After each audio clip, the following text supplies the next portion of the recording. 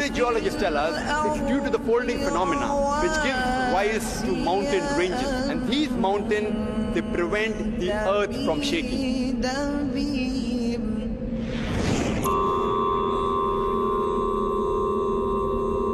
Inna khalaqna al-insana min nutfatin amshaj. We have created the human being from a minute quantity of mingled fluids.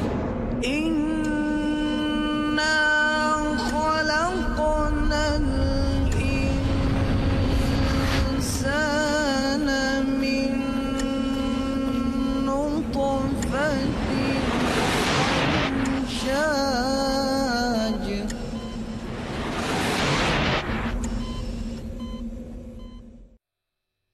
বিসমিল্লাহির রহমানির রহিম। আজকের অনুষ্ঠানের শুরুতেই পবিত্র কোরআন থেকে তেলাওয়াত করছেন ভাই আশরাফ মোহাম্মদী। আউযু বিল্লাহি মিনাশ শাইতানির রাজীম। বিসমিল্লাহির রহমানির রহিম। وَلَقَدْ خَلَقْنَا الْإِنسَانَ مِنْ سُلَالَةٍ مِنْ طِينٍ ثُمَّ جَعَلْنَاهُ نُطْفَةً فِي قَرَارٍ مَكِينٍ ثُمَّ خَلَقْنَا النُّطْفَةَ عَلَقَةً فخلقنا العلقة مضغة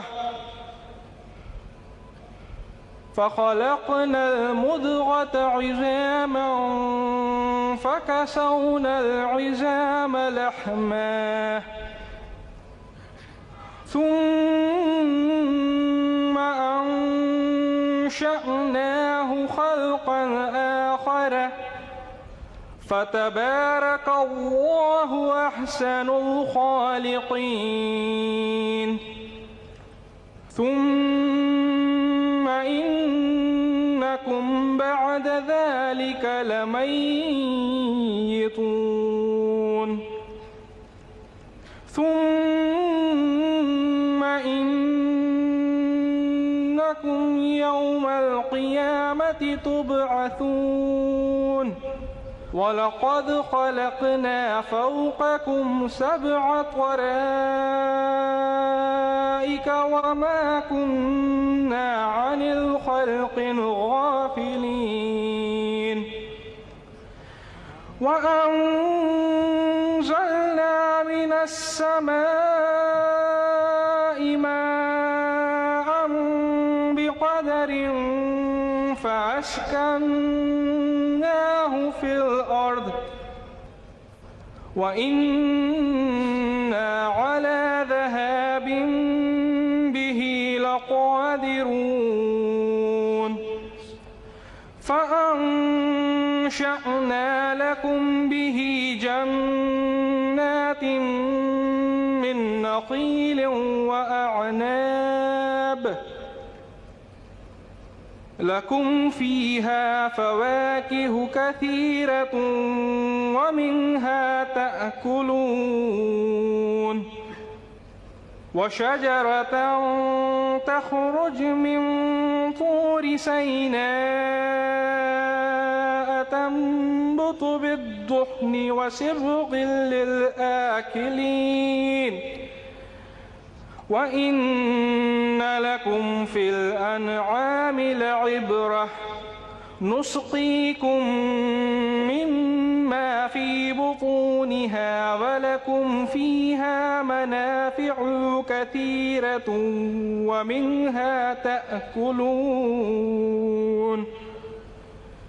وعليها وعلى الفلك تحملون صدق الله العظيم। পবিত্র কোরআনের সূরা মুমিনুন 18 নম্বর সূরা 12 থেকে 22 আয়াত। আমি তো মানুষকে সৃষ্টি করিয়াছি মৃত্তিকার উপাদান হইতে, অতঃপর আমি উহাকে শুক্রবিন্দু রূপে স্থাপন করি এক নিরাপদ আধারে। পরে আমি এই শুক্রবিন্দুকে পরিণত করি আলাক এ, অতঃপর এই আলাককে পরিণত করি পিণ্ডে, এবং তারপর এই পিণ্ডকে পরিণত করি অস্থি পঞ্জরে, অস্থি পঞ্জরকে ঢাকিয়া দেই গোশত দ্বারা, অবশেষে উহাকে গড়িয়া তুলি অন্য এক সৃষ্টিরূপে। অতএব সর্বোত্তম স্রষ্টা আল্লাহ কত মহান! ইহার পর তোমরা অবশ্যই মৃত্যুবরণ করিবে, অতঃপর কিয়ামতের দিন তোমাদিগকে উত্থিত করা হইবে। আমি তো তোমাদের ঊর্ধ্বে সৃষ্টি করিয়াছি সপ্ত স্তর, এবং আমি আমার সৃষ্টি বিষয়ে কখনোই অসতর্ক নই। এবং আমি আকাশ হইতে বাড়ি বর্ষণ করি পরিমিতভাবে, অতঃপর আমি উহা মৃত্তিকায় সংরক্ষিত করি, এবং আমি এই বাড়িকে অপসারিত করিতেও সক্ষম। অতঃপর আমি উহা দ্বারা তোমাদের জন্য খেজুর এবং আঙ্গুরের বাগান সৃষ্টি করি, উহাতে তোমাদের জন্য আছে প্রচুর ফল, আর উহা হইতে তোমরা আহার করিয়া থাকো। এবং সৃষ্টি করি এক বৃক্ষ যাহা জন্মায় সিনাই পর্বতে, উহাতে উৎপন্ন হয় তেল ও ব্যঞ্জন, যাহা দ্বারা বিভিন্ন মানুষ আহার করে। এবং তোমাদের জন্য শিক্ষণীয় বিষয় আছে, গবাদি পশু তোমাদিগকে আমি পান করাই দুগ্ধ যাহা আছে উহাদের উদরে, এবং উহা হইতে তোমাদের জন্য রহিয়াছে প্রচুর উপকারিতা। তোমরা উহাদের গোশত আহার করো, তোমরা উহাতে এবং নৌযানে আরোহণ করো। নিশ্চয়ই আল্লাহ সত্যি কথাই বলছেন।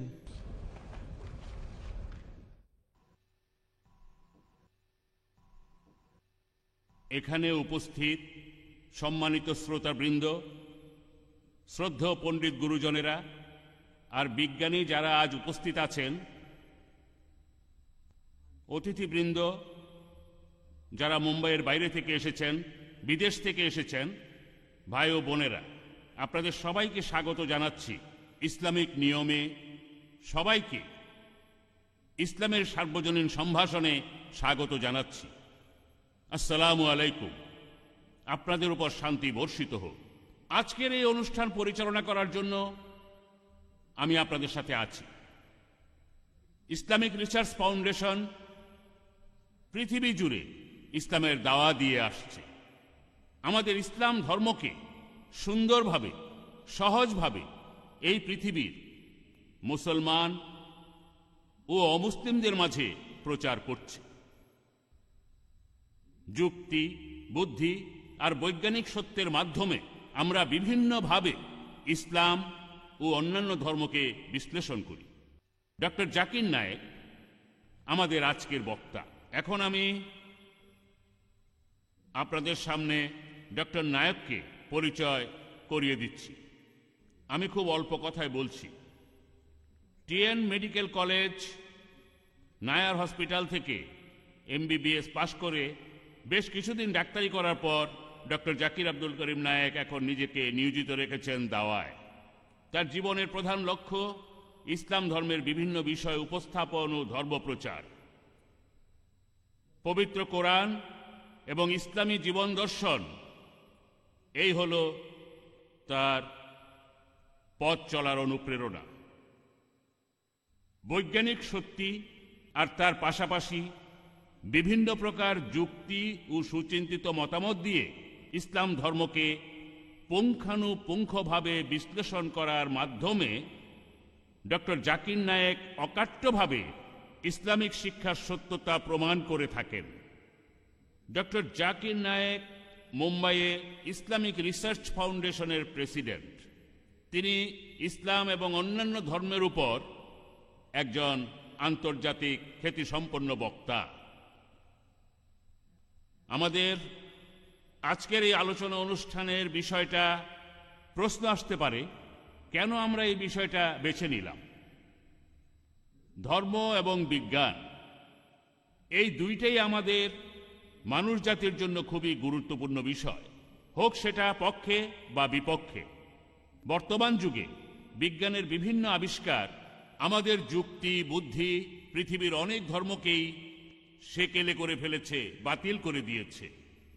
বিজ্ঞানীরা পৃথিবীর বহু ধর্ম আর ধর্মগ্রন্থকে বিশ্লেষণ করে দেখেছেন যে সেসব ধর্মের কথা আর ধর্মগ্রন্থের কথা বৈজ্ঞানিক সত্যের বিরুদ্ধে যায়। এখন প্রশ্ন করতে পারেন, পবিত্র কোরআনের কথাও কি বিজ্ঞানের প্রতিষ্ঠিত সত্যের বিরুদ্ধে? এই প্রশ্নটার উত্তর আমাদেরকে বিশ্লেষণ করে বের করতে হবে। পবিত্র কোরআনের আয়াতগুলো কি আধুনিক বিজ্ঞানের প্রতিষ্ঠিত সত্যের সাথে সামঞ্জস্যপূর্ণ? এই প্রশ্নটার উত্তর এখানে উপস্থিত সব দর্শক শ্রোতা সবার সামনে তুলে ধরার জন্য ইসলামিক রিসার্চ ফাউন্ডেশন আজকের এই আলোচনা অনুষ্ঠানের আয়োজন করেছে, যার বিষয় হল কোরআন and modern science, conflict or conciliation. বক্তা ডক্টর জাকির নায়েক। আজকের এই বক্তৃতা আর প্রশ্ন উত্তর পর্বের পরে আপনারা শ্রোতারাই ঠিক করবেন পবিত্র কোরআন আর আধুনিক বিজ্ঞানের কথা কি সামঞ্জস্যপূর্ণ না পরস্পর বিরোধী। এই বিচারের ভার আপনাদের উপরই। এখন পবিত্র কোরআন ও আধুনিক বিজ্ঞান নিয়ে আপনাদের সামনে বক্তৃতা দিতে আসছেন ডক্টর জাকির নায়েক।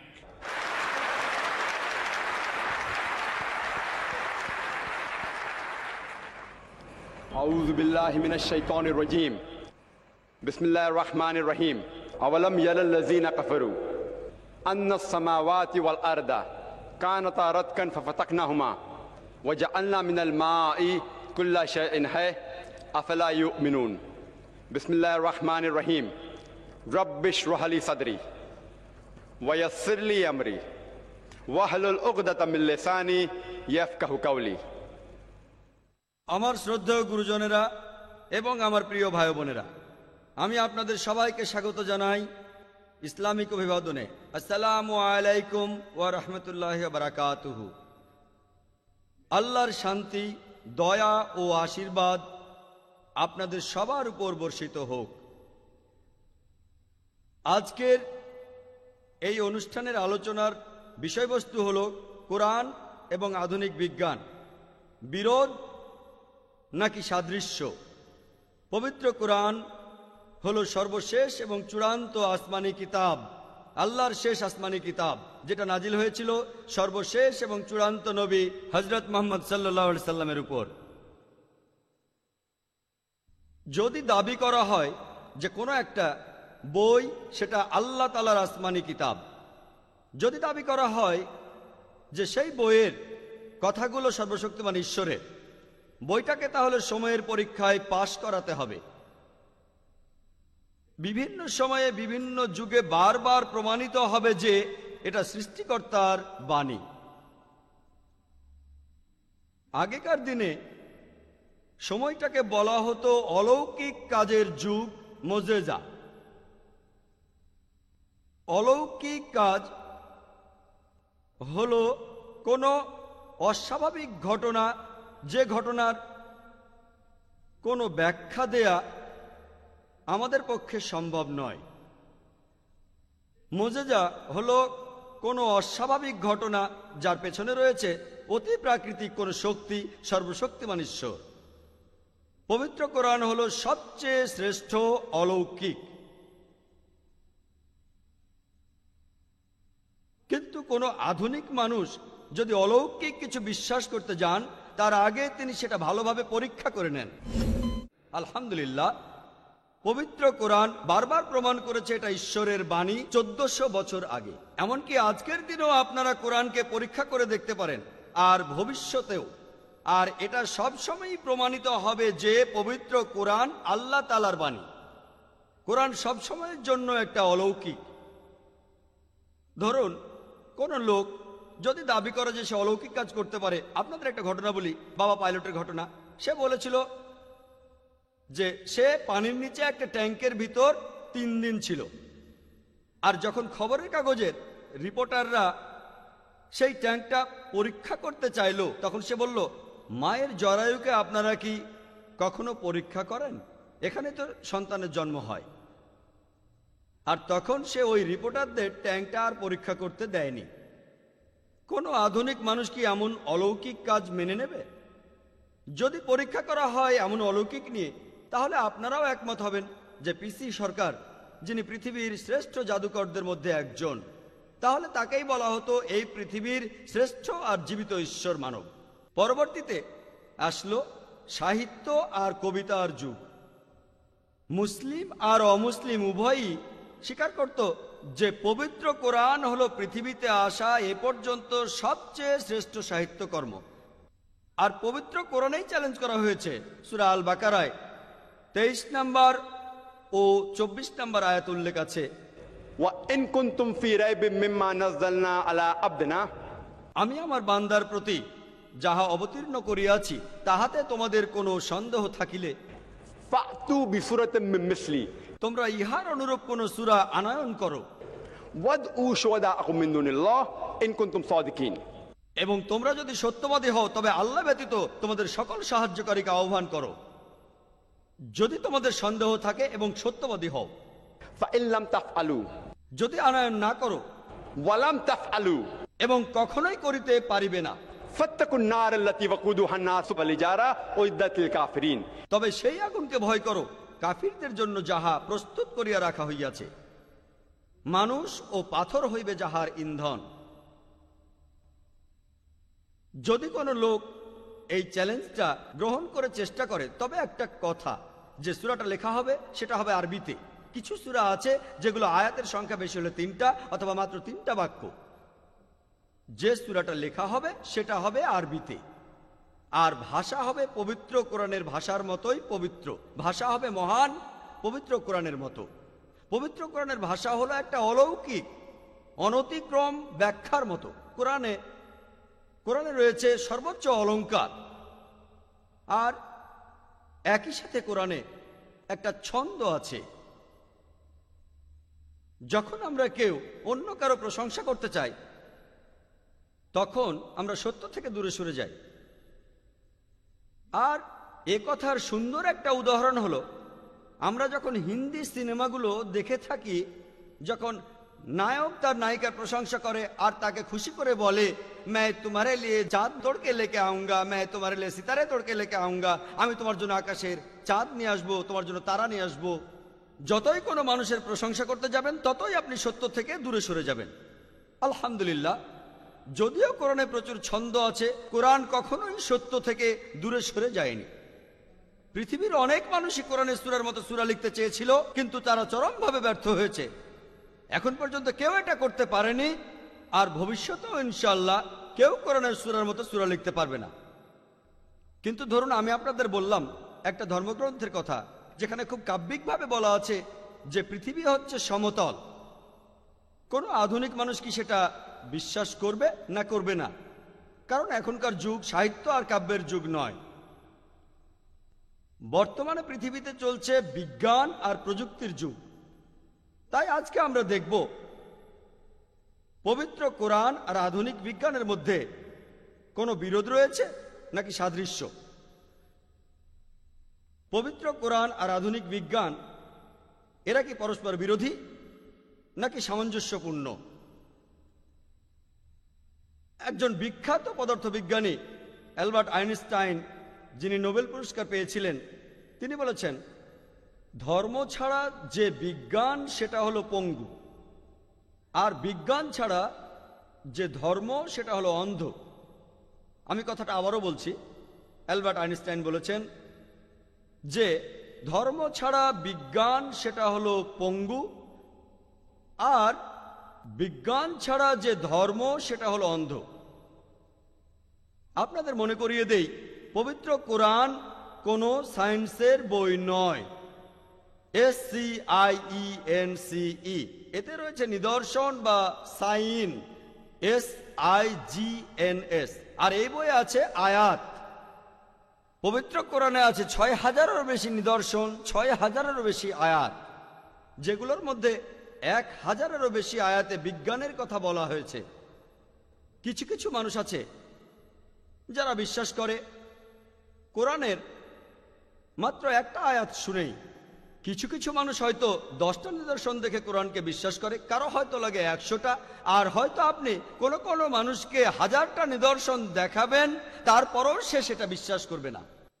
আজকের কোরআন ও বিজ্ঞান নিয়ে এই আলোচনা অনুষ্ঠানে আমি শুধু সেই বৈজ্ঞানিক তথ্য নিয়ে কথা বলবো যেগুলো প্রতিষ্ঠিত সত্য। আমি এমন কোনো বৈজ্ঞানিক থিওরি নিয়ে কথা বলবো না যেগুলোর ভিত্তি হলো অনুমান আর কল্পনা। কারণ আমরা ভালো করেই জানি যে মাঝে মধ্যে বৈজ্ঞানিক বিভিন্ন থিওরি যেগুলো ভিত্তি অনুমান আর কল্পনা, সেগুলো তাদের সিদ্ধান্ত বদলায়। জ্যোতির্বিদ্যা সম্পর্কে আপনাদের বলি, যদি কোনো বিজ্ঞানীকে আপনি জিজ্ঞেস করেন যে কিভাবে আমাদের বিশ্বজগৎটা তৈরি হয়েছে, কিভাবে বিশ্বজগৎ সৃষ্টি হয়েছে, তিনি তখন বলবেন বিগ ব্যাংয়ের থিওরির কথা। প্রথমে এই বিশ্বজগতের সব উপাদান ছিল একটা বিন্দুতে, তারপর সেখানে একটা বিস্ফোরণ হলো, এ থেকেই তৈরি হলো ছায়াপথ, যেটা আবারও খণ্ড বিখণ্ড হয়ে তৈরি হলো বিভিন্ন সৌরজগৎ, সেখানে তৈরি হলো বিভিন্ন গ্রহ, সূর্য, আর আমরা যে গ্রহে বাস করি সেই পৃথিবী। আমি আমার বক্তৃতার শুরুতেই পবিত্র কোরআনের একটি আয়াতের উদ্ধৃতি দিয়েছিলাম। সূরা আল আম্বিয়া 30 নম্বর আয়াতে একথা উল্লেখ আছে যে अवलम यरल्लज़ीना कफ़रू অবিশ্বাসীরা কি ভাবিয়া দেখে না अन्ना समावाति वल अर्दा कानता रत्कन फफतकनाहुमा, আকাশমণ্ডলীয় পৃথিবী মিশিয়া ছিল ওতপ্রোতভাবে, অতঃপর আমি উভয়কে পৃথক করিয়া দিলাম। পবিত্র কোরআনের এই আয়াতে বিগ ব্যাংয়ের থিওরির কথা বলা হয়েছে খুব সংক্ষেপে। চিন্তা করেন, আমরা যে কথাটা জানলাম আজকে, পবিত্র কোরআনে এ কথাটা বলা হয়েছে 1400 বছর আগে। এছাড়াও পবিত্র কোরআনে আছে সূরা ফুসিলাতের 11 নম্বর আয়াতে উল্লেখ করা আছে যে অতঃপর তিনি আকাশের দিকে মনোনিবেশ করেন, যাহা ছিল ধূম্রপুঞ্জ বিশেষ, অনন্তর দিকে উহাকে এবং পৃথিবীকে বলিলেন তোমরা উভয়ে আসো, ইচ্ছায় অথবা অনিচ্ছায়, এবং উহারা উভয়ে বলিল আমরা আসিলাম একান্ত অনুগত হইয়া। যে আরবি শব্দটা এখানে বলা হয়েছে সেটা দুখান, যার অর্থ ধোঁয়া। কোনো বিজ্ঞানীকে প্রশ্ন করলে তিনি বলবেন যে এই বিশ্বজগৎ এটা তৈরির আগে মহাবিশ্বের বিভিন্ন উপাদান সেগুলো ছিল বায়বীয় অবস্থায়। আর এই আরবি শব্দ দুখান, যার অর্থ ধোঁয়া, এটাকে আরো সঠিকভাবে বলা হবে বায়বীয়। বর্তমানের খুব বিখ্যাত বিজ্ঞানী স্টিফেন হকিংসের মতে তিনি বলেছেন মহাশূন্যে যে বিভিন্ন পদার্থের উপাদান আবিষ্কার করা গেছে সেটাই হলো গত শতাব্দীর সবচেয়ে বড় আবিষ্কার। আর এগুলোর উপর ভিত্তি করে আমরা নিশ্চিতভাবে জানতে পেরেছি বিগ ব্যাংয়ের থিওরির সত্যতা আর এই বিশ্বজগৎ সৃষ্টি হওয়ার রহস্য। আগেকার দিনে মানুষ মনে করত আমরা যে পৃথিবীতে বাস করি সেটা সমতল, আর তারা খুব বেশি দূরে যেতে ভয় পেত হঠাৎ করে যদি নিচে পড়ে যায় সেজন্য। এরপর 1557 খ্রিস্টাব্দে স্যার ফ্রান্সিস ড্রেক জাহাজে করে পুরো পৃথিবী ঘুরে আসলেন আর প্রমাণ করলেন যে পৃথিবী আসলে বর্তুলাকার। পবিত্র কোরআনে সূরা লোকমানের 29 নম্বর আয়াতে উল্লেখ করা আছে अलम तरा अन्नल्लाह युलिजुल लाइला फिन नहारी व युलिजुन नहारा फिल लाइली, আল্লাহ তাআলা রাত্রির ভিতর দিবসকে অন্তর্ভুক্ত করেন এবং রাত্রিকে দিবসের ভিতর অন্তর্ভুক্ত করেন। অন্তর্ভুক্ত করা একটি ধীরগতির চলমান প্রক্রিয়া। রাত ধীরে ধীরে চলমান প্রক্রিয়ায় দিনে পরিণত হয়, আর দিন ধীরে ধীরে চলমান প্রক্রিয়ায় রাতে পরিণত হয়। এটা শুধুমাত্র তখনই সম্ভব হবে যদি পৃথিবী বর্তুলাকার হয়। পৃথিবী সমতল হলে এটা সম্ভব হবে না। পৃথিবী সমতল হলে দিন রাত হঠাৎ করেই বদলে যেত। পবিত্র কোরআনে সূরা আল জুমার 5 নম্বর আয়াতে উল্লেখ করা আছে যে हुवल्लযী খালাকাস সামাওয়াতি বিল হাক্কি, আল্লাহ তাআলা এই আকাশমণ্ডলী ও পৃথিবীকে সৃষ্টি করিয়াছেন যথাযথভাবে, এবং তিনি রাত্রি দ্বারা দিবসকে আচ্ছাদিত করেন এবং রাত্রিকে আচ্ছাদিত করেন দিবস দ্বারা। এখানে যে আরবি শব্দটা আছে সেটা হলো কাওয়ারা, যার অর্থ কোনো কিছু আচ্ছাদন করা। যেভাবে আমরা আমাদের মাথায় পাগড়ি পরি, এই মতবাদটা যে রাত দিনকে আর দিন রাতকে আচ্ছাদন করছে, এটা শুধু তখনই সম্ভব হবে যদি পৃথিবী বর্তুলাকার হয়। যদি পৃথিবী সমতল হয় তাহলে এটা সম্ভব হবে না, দিন রাত তখন হঠাৎ করে বদলে যেত। এরপরে পবিত্র কোরআনে আছে সূরা নাজিয়াতের 30 নম্বর আয়াতে উল্লেখ করা আছে যে والأرض بعد ذلك دحاها এবং ইহার পর তিনি পৃথিবীকে করিয়াছেন ডিম্বাকৃতি। এখানে আরবি শব্দ দাহাহা, এটার মূল শব্দটা হলো দুইয়া, যার অর্থ হলো ডিম্বাকৃতি। আর এই শব্দটা দিয়ে কোনো সাধারণ ডিমকে বোঝানো হয় না, শব্দটা দিয়ে বিশেষ করে বোঝানো হয় উট পাখির ডিমকে। আর এখন আমরা জানি যে আমাদের পৃথিবী পুরোপুরি ফুটবলের মতো গোল নয়, এটা আসলে বর্তুলাকার। এটা উপরে আর নিচে চাপা আর দুই পাশে কিছুটা ফোলানো, এটা হলো বর্তুলাকার। আর আপনারা যদি উট পাখির ডিম ভালোভাবে দেখেন, এই ডিমটাও বর্তুলাকার, উপরে নিচে কিছুটা চাপা আর দুই পাশে কিছুটা ফোলানো। তাহলে পবিত্র কোরআনে পৃথিবীর আকার সঠিকভাবে উল্লেখ করা হয়েছে 1400 বছর আগে। আগে আমরা মনে করতাম যে চাঁদের আলোটা তার নিজস্ব আলো। কিছুদিন আগে আমরা জানতে পেরেছি যে চাঁদের আলো আসলে সূর্যের আলোর প্রতিফলিত আলো। পবিত্র কোরআনে সূরা ফুরকানের 61 নম্বর আয়াতে উল্লেখ করা আছে যে কত মহান তিনি, যিনি নভমণ্ডলে সৃষ্টি করিয়াছেন রাশিচক্র এবং উহাতে স্থাপন করিয়াছেন প্রদীপ এবং চাঁদ, যাহার রহিয়াছে ঋণ করা আলো। পবিত্র কোরআনে সূরা ইউনূসের 5 নম্বর আয়াতে উল্লেখ করা আছে যে আল্লাহ সুবহানাহু ওয়া তাআলাই এই সূর্যকে করিয়াছেন তেজস্কর ও চন্দ্রকে করিয়াছেন প্রতিবিম্বিত আলো। একই কথা পবিত্র কোরআনে সূরা নূহের 15 এবং 16 নম্বর আয়াতে উল্লেখ করা আছে যে সূর্যের আরবি শব্দ হলো শামস। এটাকে সবসময় বলা হয়ে থাকে সিরাজ অর্থাৎ একটা প্রদীপ, নয়তো ওয়াহাজ একটা প্রজ্বলিত প্রদীপ, অথবা দিয়া অর্থাৎ উজ্জ্বল দ্যুতি। চাঁদের আরবি শব্দ হলো কামার। এটাকে সবসময় বলা হয় মুনির অর্থাৎ ধার করা আলো, অথবা নূর যেটা হলো প্রতিফলিত আলো। চাঁদ বোঝাতে গিয়ে কখনোই বলা হয়নি যে সিরাজ, ওয়াহাজ অথবা দিয়া, বলা হয়েছে মুনির বা নূর অর্থাৎ ধার করা আলো অথবা কোনো প্রতিফলিত আলো। পবিত্র কোরআনের সূরা তারিকের 3 নম্বর আয়াতে উল্লেখ করা আছে যে النجم الثاقب এখানে নক্ষত্র এর আরবি হলো নাজাম, এটাকে বলা হয়েছে সাকিব, এর আলোকে বলা হয়েছে সাকিব। এটা অন্ধকারকে ছিদ্র করে আর নিজের শক্তি গ্রহণ করে। আগেকার দিনে ইউরোপিয়ানরা মনে করত যে পৃথিবী এই বিশ্বজগতের কেন্দ্রে একেবারে স্থির হয়ে বসে আছে আর সূর্য সহ অন্য সব গ্রহ নক্ষত্র পৃথিবীর চারপাশে প্রদক্ষিণ করছে। এই মতবাদকে বলা হতো থিওরি অব জিওসেন্ট্রিজম। এই মতবাদে বিশ্বাস করতেন টলেমি খ্রিস্টপূর্ব 2য় শতকে, এবং তার পরবর্তীতে এই মতবাদ টিকে ছিল 16 শতাব্দী পর্যন্ত, যতদিন না কোপারনিকাস বললেন যে পৃথিবী সহ অন্যান্য গ্রহ সূর্যের চারপাশে প্রদক্ষিণ করছে। আর পরবর্তীতে 1609 খ্রিস্টাব্দে ইয়োহান্নেস কেপলার তিনি তার বই অ্যাস্ট্রোনমিয়া নোভিয়াতে লিখেছেন যে এই সৌরজগতে পৃথিবী আর অন্যান্য গ্রহ শুধু সূর্যের চারপাশে প্রদক্ষিণ করে না, তারা নিজ অক্ষের চারপাশেও প্রদক্ষিণ করে। আমি যখন স্কুলে ছিলাম তখন পড়েছিলাম যে পৃথিবী আর অন্যান্য গ্রহ নিজ অক্ষের চারপাশে প্রদক্ষিণ করে। তখন আমি পড়েছিলাম যে সূর্য স্থির থাকে, সূর্য তার নিজ অক্ষের চারপাশে প্রদক্ষিণ করে না। কিন্তু পবিত্র কোরআনে আছে সূরা আল আম্বিয়ার 33 নম্বর আয়াতে উল্লেখ করা আছে, সেখানে আছে هو الذي خلق الليل والنهار আর আল্লাহ তাআলা সৃষ্টি করিয়াছেন রাত্রি এবং দিবস, والشمس والقمر আর সূর্য এবং চন্দ্র كل في فلك يسبحون প্রত্যেকে নিজ নিজ কক্ষপথে বিচরণ করিতেছে তাহাদের নিজস্ব গতিতে।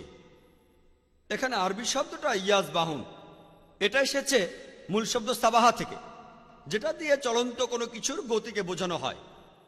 যদি আমি বলি যে একজন মানুষ মাটির উপরে সাবাহা করছে, তার মানে এই নয় যে সে মাটিতে গড়াগড়ি করছে, এর অর্থ সে হাঁটছে অথবা দৌড়াচ্ছে।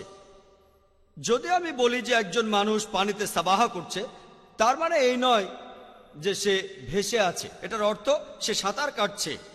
একইভাবে পবিত্র কোরআনে যখন বলা হচ্ছে ইয়াজ বাহুন, যার মূল শব্দ সাবাহা, গ্রহ নক্ষত্র সম্পর্কে, তখন সেটা উড়ে যাওয়া বোঝায় না, নিজ অক্ষের চারিদিকে প্রদক্ষিণ করা বোঝায়। আর এখন বিজ্ঞানের কল্যাণে উন্নত প্রযুক্তি ব্যবহার করে সূর্যের ইমেজ ঘরে বসেই পরীক্ষা করা যায়। দেখা যাবে বেশ কিছু কালো রঙের বিন্দু আছে, আর এই কালো বিন্দুগুলো আনুমানিক 25 দিনের মধ্যে একবার নিজ অক্ষকে প্রদক্ষিণ করবে, যার অর্থ সূর্য আনুমানিক 25 দিনের মধ্যে নিজ অক্ষের চারপাশে প্রদক্ষিণ করে। একবার চিন্তা করেন, পবিত্র কোরআন সূর্যের গতি আর নিজের অক্ষের চারপাশে প্রদক্ষিণের কথা বলেছে আজ থেকে 1400 বছর আগে, যেটা বিজ্ঞান আবিষ্কার করেছে কিছুদিন আগে। পবিত্র কোরআনে সূরা ইয়াসিনের 40 নম্বর আয়াতে উল্লেখ করা আছে যে সূর্যের পক্ষে সম্ভব নয় চন্দ্রের নাগাল পাওয়া এবং রজনীর দিবসকে অতিক্রম করা, কুল্লুন ফি ফালাকি ইয়াসবাহুন, এবং প্রত্যেকে নিজ নিজ কক্ষপথে সন্তরণ করে তাদের নিজস্ব গতিতে। পবিত্র কোরআনে এই কথাটা দিয়ে কি বোঝানো হয়েছে যে সূর্যের পক্ষে সম্ভব নয় চন্দ্রের নাগাল পাওয়া। আগেকার দিনের মানুষ মনে করত যে সূর্য আর চাঁদের কক্ষপথ একটাই, কিন্তু পবিত্র কোরআন বলছে না, সূর্য আর চাঁদের কক্ষপথ দুটোই আলাদা, তাই একটার পক্ষে আরেকটা নাগাল পাওয়া সম্ভব নয়। আর এরা দুটোই, সূর্য এবং চাঁদ, গতিশীল আর নিজ অক্ষকে প্রদক্ষিণ করে। পবিত্র কোরআনে সূরা ইয়াসিনের 38 নম্বর আয়াতে উল্লেখ করা আছে যে ওয়াশ-শামসু তাজরি লিমুস্তাকাররিল লাহা, যে সূর্য ভ্রমণ করে উহা নির্দিষ্ট পথে নির্দিষ্ট গন্তব্যের দিকে নির্দিষ্ট সময়ের মধ্যে। এখানে আরবি শব্দ মুস্তাকার অর্থ একটি নির্দিষ্ট গন্তব্য অথবা একটি নির্দিষ্ট সময়। আজকের দিনে বিজ্ঞান জানতে পেরেছে যে সূর্য এই সৌরজগৎকে নিয়ে বিশ্বজগতের দিকে একটি নির্দিষ্ট পয়েন্টের দিকে এগিয়ে যাচ্ছে, যে পয়েন্টটাকে বিজ্ঞানীরা বলে থাকেন সোলার অ্যাপেক্স। এই পয়েন্টের দিকে সূর্য যাচ্ছে প্রতি সেকেন্ডে 12 মাইল গতিতে। আর এভাবে সূর্য যে পয়েন্টের দিকে এগোচ্ছে সেটার নাম কনস্টেলেশন অব হারকিউলিস। এই একই কথা বলা হয়েছে পবিত্র কোরআনে সূরা রাদের 2 নম্বর আয়াতে, আর এছাড়াও সূরা ফাতির 13 নম্বর আয়াতে, সূরা লোকমানের 29 নম্বর আয়াতে উল্লেখ করা আছে, আর এছাড়াও সূরা আল জুমার 5 নম্বর আয়াতে উল্লেখ করা আছে যে বলা আছে সূর্য এবং চন্দ্র উহারা প্রত্যেকেই পরিক্রম করে এক নির্দিষ্ট কাল পর্যন্ত। পবিত্র কোরআনে সূরা জারিয়াতের 47 নম্বর আয়াতে উল্লেখ করা আছে যে একমাত্র আমিই এই আকাশ নির্মাণ করিয়াছি আমার ক্ষমতা বলে, এবং আমি অবশ্যই এই বিশ্বজগৎকে করিয়াছি মহা সম্প্রসারণকারী। আরবি শব্দ মুসিউনা অর্থ সম্প্রসারণকারী মহাবিশ্ব, বিশ্বজগতের অসীমতা। অরভেন এহো একজন বিখ্যাত বিজ্ঞানী আবিষ্কার করেছেন আর বলেছেন যে এই বিশ্বজগৎ সম্প্রসারিত হচ্ছে, গ্যালাক্সিগুলো একটা থেকে আরেকটা দূরে সরে যাচ্ছে, যে কথাটা কোরআন বলে গিয়েছে 1400 বছর আগে। এটা এমন কোনো ব্যাপার না যে কোরআনে জ্যোতির্বিদ্যা সম্পর্কে বলা হয়েছে, কারণ আরববাসীরা তারা জ্যোতির্বিদ্যার বিভিন্ন ক্ষেত্রে বরাবরই খুব উন্নত ছিল। আমি আপনাদের মনে করিয়ে দিতে চাই যে পবিত্র কোরআন নাজিল হওয়ার কয়েকশো বছর পরে আরবরা জ্যোতির্বিদ্যায় বেশ উন্নতি সাধন করে। তাই পবিত্র কোরআন থেকেই আরবরা জ্যোতির্বিদ্যা সম্পর্কে জেনেছিল, তার উল্টোটা হয়নি। পদার্থবিজ্ঞানে একটা থিওরি আছে যার নাম অ্যাটমিজম। পরমাণু হলো কোনো পদার্থের ক্ষুদ্রতম উপাদান, যেটাকে আলাদা করা যায় না। এই থিওরির কথা প্রথম বলেছিলেন ডেমোক্রেটাস গ্রিক 2300 বছর আগে, আর আরবদেরও এই জ্ঞানটা ছিল। আর পরমাণুর আরবি শব্দ হলো জাররা। কিন্তু আজকের দিনে বিজ্ঞান উন্নত হওয়ার পর আমরা জানতে পেরেছি যদিও পরমাণু হলো কোনো পদার্থের ক্ষুদ্রতম উপাদান, পদার্থের বৈশিষ্ট্যই এর মধ্যে থাকে, তারপরও একে আলাদা করা যায় ইলেকট্রন, প্রোটন ইত্যাদি অংশে। তাই লোকে ভাবতে পারে কোরআন সেকেলে হয়ে গেছে। পবিত্র কোরআন জাররা সম্পর্কে বলেছে, আর বলেছে এটা একটা ক্ষুদ্রতম অংশ, কিন্তু কোথাও এ কথা লেখা নেই যে এটাকে আলাদা করা যায় না। পবিত্র কোরআনের সূরা সাবার 3 নম্বর আয়াতে উল্লেখ করা আছে, বলা হয়েছে যে যখন কাফিররা বলে আমাদের নিকট কিয়ামত আসিবে না, তাহাদের বলো আসিবেই, শপথ আমার প্রতিপালকের, নিশ্চয়ই তোমাদের নিকট ও আসিবে। তিনি অদৃশ্য বিষয়সমূহ সম্পর্কে সম্পূর্ণভাবে জ্ঞাত। আকাশমণ্ডলীয় পৃথিবীতে তাহার অগোচর নয় অনুপরিমাণ কিছু কিংবা তদপেক্ষা ক্ষুদ্র অথবা বৃহৎ কিছু। তাহলে কোরআন বলছে অনুর চাইতে ছোট ও বড় উপাদান আছে। তাই কোরআন আসলে সেকেলে নয়, এটা খুবই আধুনিক। একই কথা আছে পবিত্র কোরআনে সূরা ইউনূসের 61 নম্বর আয়াতে উল্লেখ করা আছে যে তোমাদের প্রতিপালকের অগোচর নহে কিছুই, অনু অপেক্ষা ক্ষুদ্রতর অথবা বৃহত্তর কিছু।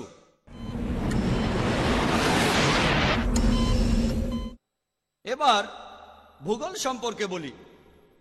আমরা এখন জানব পানিচক্র সম্পর্কে, যেটা প্রথম বলেছিলেন স্যার বার্নার্ড প্যালেসি 1580 সালে।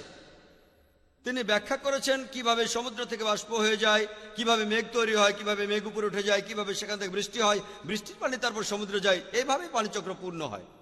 আগেকার দিনে মানুষ ভাবত, খ্রিস্টপূর্ব 7ম শতকে সেজ অফ ম্যালটিস তিনি বলেছেন যে সমুদ্রের পানি বাতাসের সাথে মিশে যায় আর এই পানি পরবর্তীতে বৃষ্টি হয়ে পড়ে।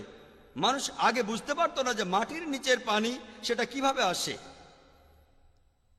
তাই তারা ভাবত পানির উপরে বাতাসের প্রচন্ড চাপের কারণে, বাতাস যে প্রচন্ড চাপ দেয় এই কারণে উপরের পানি বৃষ্টিপাত হতে পারে। এই পানি মাটির উপরে পড়ে আর তারপর সমুদ্রের দিকে যায় একটা লুকানো পথে যার নাম অ্যাবিস। আর প্লেটোর সময় এই পথটাকে বলা হতো স্ট্যাটারাস। এই মতবাদে পৃথিবীর মানুষ বিশ্বাস করে এসেছে 7ম শতাব্দী পর্যন্ত, আর অ্যারিস্টটলের থিওরি সহ বিভিন্ন দর্শন মেনে চলা হয়েছে 19বিংশ শতাব্দী পর্যন্ত, যে মাটি থেকে পানি বাষ্প হয়ে উপরে ওঠে, এটা তারপর পাহাড়ের উপরে জমা হয় আর এই পাহাড়গুলোর উপরে তৈরি হয় হ্রদ, এখান থেকে মাটির নিচে পানি জমে। এখন আমরা জানি মাটির নিচে যে পানি জমে সেটা চুঁয়ে চুঁয়ে মাটির নিচে চলে যায়। পবিত্র কোরআনে আছে সূরা জুমারের 21 নম্বর আয়াতে উল্লেখ করা আছে, তোমরা কি দেখো না যে আল্লাহ তাআলা আকাশ হইতে বারি বর্ষণ করেন, অতঃপর উহা ভূমিতে প্রবাহিত করেন, নির্ঝর রূপে প্রবাহিত করেন এবং তদ্বারা বিভিন্ন বর্ণের ফসল উৎপন্ন করেন। এছাড়াও পবিত্র কোরআনে সূরা রুমের 24 নম্বর আয়াতে উল্লেখ করা আছে, আল্লাহ আকাশ হইতে বারি বর্ষণ করেন এবং তদ্বারা ভূমিকে পুনর্জীবিত করেন। পবিত্র কোরআনে সূরা মুমিনুনের 18 নম্বর আয়াতে উল্লেখ করা আছে যে আমি আকাশ হইতে বারি বর্ষণ করি পরিমিতভাবে, অতঃপর উহা মৃত্তিকায় সংরক্ষণ করি, আমি উহাকে অপসারণ করিতেও সক্ষম। পবিত্র কোরআনে সূরা আল হিজারের 22 নম্বর আয়াতে উল্লেখ করা আছে, বলা হয়েছে যে আমি বৃষ্টিগর্ভ বায়ু প্রেরণ করি, যে বায়ুতে বৃষ্টি থাকে, অতঃপর আকাশ হইতে বারি বর্ষণ করি এবং উহা তোমাদিগকে পান করিতে দিই। এখানে আরবি শব্দটা লাওয়াকি, এটা হলো লাকি শব্দটার বহু বচন, যার মূল শব্দ হলো লাকাহা, যার অর্থ গর্ভে ধারণ করা অথবা শরীরে ধারণ করা।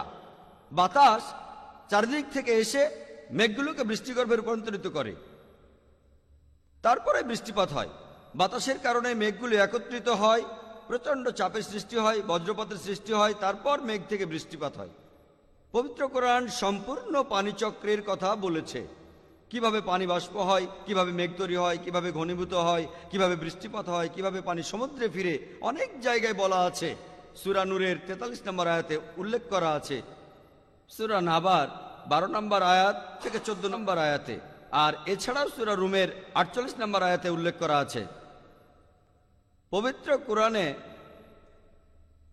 সূরা নূরের 43 নম্বর আয়াতে উল্লেখ করা আছে যে আল্লাহ সঞ্চালিত করেন মেঘমালাকে। এটা দিয়ে কোরআন কি বোঝাচ্ছে যখন বলা হচ্ছে আল্লাহ সঞ্চালিত করেন মেঘমালাকে? এখনকার দিনে যারা এরোপ্লেনে চড়ে বিভিন্ন জায়গায় গিয়েছেন তারা বলতে পারবেন, যখন এরোপ্লেন মেঘের উপরে চলে যায় তখন যদি মেঘের দিকে তাকান নিচে, তিনি দেখতে পাবেন মেঘগুলোকে দেখাচ্ছে একটা বিশাল ঢেউয়ের মতো। কোরআন কথা বলেছে 1400 বছর আগে। 1400 বছর আগে কোনো এরোপ্লেন ছিল না। পবিত্র কোরআন হাইড্রোলজি এবং পানিচক্র নিয়ে বিভিন্ন জায়গায় বিস্তারিত বর্ণনা দিয়েছেন। পবিত্র কোরআনে সূরা আরাফের 57 নম্বর আয়াতে উল্লেখ করা আছে, সূরা রাদের 17 নম্বর আয়াতে উল্লেখ করা আছে, সূরা ফুরকানের 48 নম্বর আয়াত এবং 49 নম্বর আয়াতে, সূরা ফাতির 9 নম্বর আয়াতে কথা বলা হয়েছে, সূরা ইয়াসিনের 34 নম্বর আয়াতে উল্লেখ করা আছে, সূরা জাসিয়ার 5 নম্বর আয়াতে উল্লেখ করা হয়েছে, সূরা কাফের 9 ও 10 নম্বর আয়াতে উল্লেখ করা আছে, সূরা ওয়াকিয়ার 68 নম্বর আয়াত থেকে 70 নম্বর আয়াতে উল্লেখ করা হয়েছে। আর এছাড়াও পবিত্র কোরআনে সূরা মুলকের 30 নম্বর আয়াতে উল্লেখ করা আছে। পবিত্র কোরআনে হাইড্রোলজি এবং পানিচক্রের বিস্তারিত বর্ণনা আছে। এবার আসুন আমরা ভূতত্ত্ববিদ্যা সম্পর্কে দেখব। এখনকার দিনের ভূতত্ত্ববিদ তারা আমাদের বলেন, আমরা যে পৃথিবীতে বাস করি, বাইরের ভূত্বক এটা শক্ত ও কঠিন, আর ভেতরের অংশ খুবই গরম আর তরল, আর সেখানে কোনো প্রাণীর পক্ষে বেঁচে থাকা সম্ভব না। ভূতত্ত্ববিদরা বলেন পৃথিবীর উপরের স্তরটা বেশ পাতলা, বেশি হলে 8 থেকে 10 মাইল, যেটা পৃথিবীর ব্যাসার্ধের 1%-এরও কম। পৃথিবীর ব্যাসার্ধ 3750 মাইল। এখন বাইরের স্তরটা বেশ পাতলা, তাই এই স্তরটা নড়াচড়া করার সম্ভাবনাটাও বেশি। ভূতত্ত্ববিদরা আমাদের বলেন যে এই স্তরটা ভাঁজ হয়ে যায়, সেজন্যই তৈরি হয় বিভিন্ন রকম পাহাড় পর্বত। এই পাহাড়গুলো এগুলোর কারণে পৃথিবী খুব বেশি নড়াচড়া করে না, এগুলো কিলকের মতো কাজ করে, খুঁটির মতো। পবিত্র কোরআনে আছে সূরা নাবার 6 নম্বর আয়াত ও 7 নম্বর আয়াতে উল্লেখ করা আছে,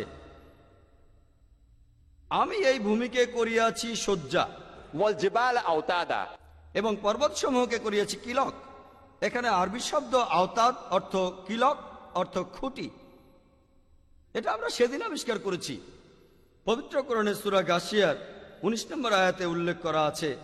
এছাড়াও পবিত্র কোরআনে সূরা নাজিয়াতের 32 নম্বর আয়াতে উল্লেখ করা হয়েছে, والجبال أرساها পর্বতমালাকে স্থাপন করা হইয়াছে সুদৃঢ়ভাবে।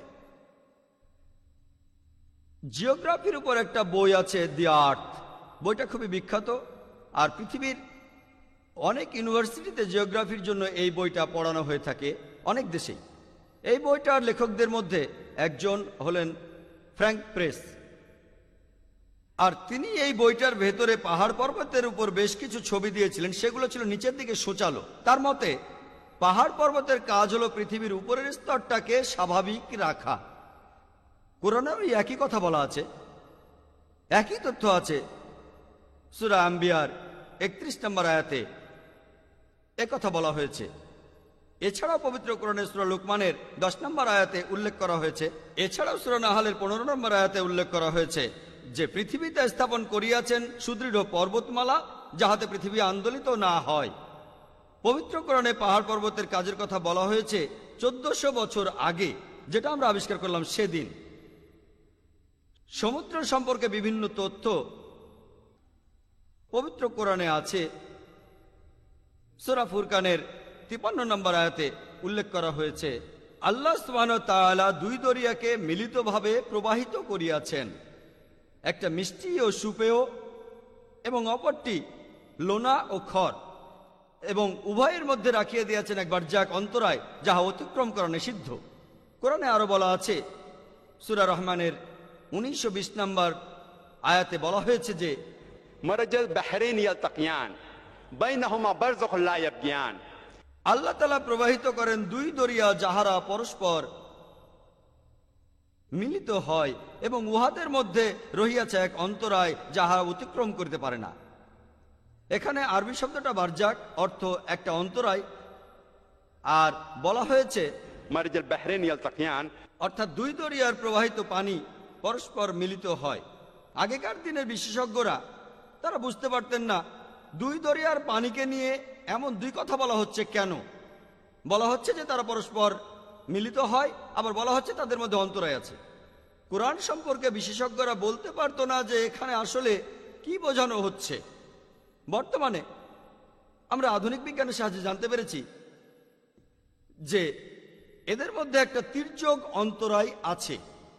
এই দুই দরিয়ার পানি, মিষ্টি পানি আর নোনা পানি, এদের মধ্যে একটা অন্তরায় আছে। আর যখনই এই পানি এক সমুদ্র থেকে আরেক সমুদ্রে প্রবাহিত হয়, এই পানির চারিত্রিক বৈশিষ্ট্য তখন বদলে যায় আর তারপর সেই সমুদ্রের পানির সাথে মিলিত হয়। অন্তরায় আছে, এই অন্তরায়কে বলা হয় একটা ট্রানজিশনাল হোমোজেনাইজিং স্পেস বা এরিয়া। দুই দরিয়ার পানি যদিও পরস্পর মিলিত হয়, কিন্তু এদের বৈশিষ্ট্য তারপরও আলাদাই থাকে। নোনা পানি তখনও নোনাই থাকে আর মিষ্টি পানিও মিষ্টি অবস্থায় থাকে। আর এই ধরনের ঘটনা দেখতে পাবেন কেপ পয়েন্টে, দক্ষিণ আফ্রিকার কেপ টাউন শহরের দক্ষিণ উপকূলে, যেখানে নোনা আর মিষ্টি পানি মিলিত হয়, কিন্তু তারা আলাদাই থাকে, পরস্পর মেশে না। আর যখন পানি প্রবাহিত হয়, এই পানির বৈশিষ্ট্য বদলে যায়। একই ঘটনা আপনারা দেখতে পাবেন মিশরে, যেখানে নীলনদের পানি ভূমধ্য সাগরে গিয়ে পড়ে। একই ঘটনা দেখতে পাবেন উত্তর আমেরিকায়, সেখানে গালফ অফ মেক্সিকো থেকে শুরু করে দুই দরিয়ার পানি 1000 মাইল একসাথে প্রবাহিত হয়েছে। দুই ধরনের পানি, নোনা পানি আর মিষ্টি পানি, তারপরও তারা আলাদাই থাকে। যদি এখানে নৌকায় করে যান আর আপনারা যদি নৌকার এক পাশ থেকে পানি তোলেন আর অন্য পাশ থেকেও পানি তোলেন, আপনি দেখবেন যে দুই পাশের পানি আলাদা। এক পাশের পানি মিষ্টি আর অন্য পাশেরটা নোনা, এমনকি তাপমাত্রাও আলাদা থাকে। এছাড়াও জিব্রাল্টার প্রণালীর কাছে আটলান্টিক ও পাশে ভূমধ্য সাগর, এদের মধ্যে একটা অন্তরায় আছে। আর কোরআনের এই কথাটার সত্যতা প্রমাণ করেছেন প্রফেসর হে, যিনি আমেরিকার একজন বিখ্যাত সমুদ্র বিজ্ঞানী। পবিত্র কোরআন আমাদের প্রশ্ন করছে যে তোমরা তোমাদের প্রতিপালকের কোন অনুগ্রহকে অস্বীকার করিবে। শুধুমাত্র সূরা রহমানে আছে উল্লেখ করা হয়েছে, সুতরাং তোমরা তোমাদের প্রতিপালকের কোন অনুগ্রহকে অস্বীকার করিবে। এই কথাটা বলা হয়েছে সব মিলিয়ে 31 বার। এখানে আল্লাহ তাআলার নিদর্শনের কথা বলা হচ্ছে, গাছের কথা, আকাশমণ্ডলের কথা। তারপর প্রশ্ন করা হচ্ছে তোমরা তোমাদের প্রতিপালকের কোন অনুগ্রহকে অস্বীকার করবে। এখানে পানিচক্রের কথা বলা হচ্ছে। তারপর বলা হচ্ছে তোমাদের প্রতিপালকের কোন অনুগ্রহকে অস্বীকার করবে। এখানে মিষ্টি পানি আর নোনা পানির মধ্যে অন্তরায়ের কথা বলা হচ্ছে। তারপর বলা হচ্ছে তোমাদের প্রতিপালকের কোন অনুগ্রহকে অস্বীকার করবে। পবিত্র কোরআনে একটি সূরার মধ্যে পাঠকদের প্রশ্ন করা হচ্ছে তোমরা তোমাদের প্রতিপালকের অর্থাৎ সর্বশক্তিমানের কোন অনুগ্রহ অস্বীকার করবে। পাঠকদের জিজ্ঞেস করা হচ্ছে যে এই সব নিদর্শন এগুলো কোত্থেকে এসেছে, কোন অনুগ্রহকে অস্বীকার করবে। সমুদ্র সম্পর্কে বিভিন্ন তথ্য পবিত্র কোরআনে আছে। সূরা ফুরকানের 53 নম্বর আয়াতে উল্লেখ করা হয়েছে আল্লাহ সুবহানাহু ওয়া তাআলা দুই দরিয়াকে মিলিতভাবে প্রবাহিত করিয়াছেন, একটা মিষ্টি ও সুপেয় এবং অপরটি লোনা ও খর, এবং উভয়ের মধ্যে রাখিয়ে দিয়েছেন এক বারজাক অন্তরায়, যাহা অতিক্রম করা নিষিদ্ধ। কোরআনে আরো বলা আছে সূরা রহমানের 19-20 নম্বর আয়াতে বলা হয়েছে যে মারাজাল বাহরাইন ইয়ালতাকিয়ান বাইনাহুমা বারযাখুন লা ইয়াবগিয়ান। আল্লাহ তাআলা প্রবাহিত করেন দুই দরিয়া যাহারা পরস্পর মিলিত হয় এবং উহাদের মধ্যে রহিয়াছে এক অন্তরায় যাহা অতিক্রম করতে পারে না। এখানে আরবি শব্দটা বারজাক, অর্থ একটা অন্তরায়, আর বলা হয়েছে মারাজাল বাহরাইন ইয়ালতাকিয়ান, অর্থাৎ দুই দরিয়ার প্রবাহিত পানি পরস্পর মিলিত হয়। আগেকার দিনের বিশেষজ্ঞরা তারা বুঝতে পারতেন না দুই দরিয়ার পানিকে নিয়ে এমন দুই কথা বলা হচ্ছে কেন। বলা হচ্ছে যে তারা পরস্পর মিলিত হয়, আবার বলা হচ্ছে তাদের মধ্যে অন্তরায় আছে। কোরআন সম্পর্কে বিশেষজ্ঞরা বলতে পারতো না যে এখানে আসলে কি বোঝানো হচ্ছে। বর্তমানে আমরা আধুনিক বিজ্ঞানের সাহায্যে জানতে পেরেছি যে এদের মধ্যে একটা তির্যক অন্তরায় আছে। এই দুই দরিয়ার পানি, মিষ্টি পানি আর নোনা পানি, এদের মধ্যে একটা অন্তরায় আছে। আর যখনই এই পানি এক সমুদ্র থেকে আরেক সমুদ্রে প্রবাহিত হয়, এই পানির চারিত্রিক বৈশিষ্ট্য তখন বদলে যায় আর তারপর সেই সমুদ্রের পানির সাথে মিলিত হয়। অন্তরায় আছে, এই অন্তরায়কে বলা হয় একটা ট্রানজিশনাল হোমোজেনাইজিং স্পেস বা এরিয়া। দুই দরিয়ার পানি যদিও পরস্পর মিলিত হয়, কিন্তু এদের বৈশিষ্ট্য তারপরও আলাদাই থাকে। নোনা পানি তখনও নোনাই থাকে আর মিষ্টি পানিও মিষ্টি অবস্থায় থাকে। আর এই ধরনের ঘটনা দেখতে পাবেন কেপ পয়েন্টে, দক্ষিণ আফ্রিকার কেপটাউন শহরের দক্ষিণ উপকূলে, যেখানে নোনা আর মিষ্টি পানি মিলিত হয়, কিন্তু তারা আলাদাই থাকে, পরস্পর মেশে না। আর যখন পানি প্রবাহিত হয় এই পানির বৈশিষ্ট্য বদলে যায়। একই ঘটনা আপনারা দেখতে পাবেন মিশরে, যেখানে নীলনদের পানি ভূমধ্য সাগরে গিয়ে পড়ে। একই ঘটনা দেখতে পাবেন উত্তর আমেরিকায়, সেখানে গালফ অফ মেক্সিকো থেকে শুরু করে দুই দরিয়ার পানি 1000 মাইল একসাথে প্রবাহিত হয়েছে। দুই ধরনের পানি, নোনা পানি আর মিষ্টি পানি, তারপরও তারা আলাদাই থাকে। যদি এখানে নৌকায় করে যান আর আপনারা যদি নৌকার এক পাশ থেকে পানি তোলেন আর অন্য পাশ থেকেও পানি তোলেন, আপনি দেখবেন যে দুই পাশের পানি আলাদা। এক পাশের পানি মিষ্টি আর অন্য পাশেরটা নোনা, এমনকি তাপমাত্রাও আলাদা থাকে। এছাড়াও জিব্রাল্টার প্রণালীর কাছে আটলান্টিক ও পাশে ভূমধ্য সাগর, এদের মধ্যে একটা অন্তরায় আছে। আর কোরআনের এই কথাটার সত্যতা প্রমাণ করেছেন প্রফেসর হে, যিনি আমেরিকার একজন বিখ্যাত সমুদ্র বিজ্ঞানী। পবিত্র কোরআন আমাদের প্রশ্ন করছে যে তোমরা তোমাদের প্রতিপালকের কোন অনুগ্রহকে অস্বীকার করিবে। শুধুমাত্র সূরা রহমানে আছে উল্লেখ করা হয়েছে, সুতরাং তোমরা তোমাদের প্রতিপালকের কোন অনুগ্রহকে অস্বীকার করিবে। এই কথাটা বলা হয়েছে সব মিলিয়ে 31 বার। এখানে আল্লাহ তাআলার নিদর্শনের কথা বলা হচ্ছে, গাছের কথা, আকাশমণ্ডলের কথা। তারপর প্রশ্ন করা হচ্ছে তোমরা তোমাদের প্রতিপালকের কোন অনুগ্রহকে অস্বীকার করবে। এখানে পানিচক্রের কথা বলা হচ্ছে। তারপর বলা হচ্ছে তোমাদের প্রতিপালকের কোন অনুগ্রহকে অস্বীকার করবে। এখানে মিষ্টি পানি আর নোনা পানির মধ্যে অন্তরায়ের কথা বলা হচ্ছে। তারপর বলা হচ্ছে তোমাদের প্রতিপালকের কোন অনুগ্রহকে অস্বীকার করবে। পবিত্র কোরআনে একটি সূরার মধ্যে পাঠকদের প্রশ্ন করা হচ্ছে তোমরা তোমাদের প্রতিপালকের অর্থাৎ সর্বশক্তিমানের কোন অনুগ্রহ অস্বীকার করবে।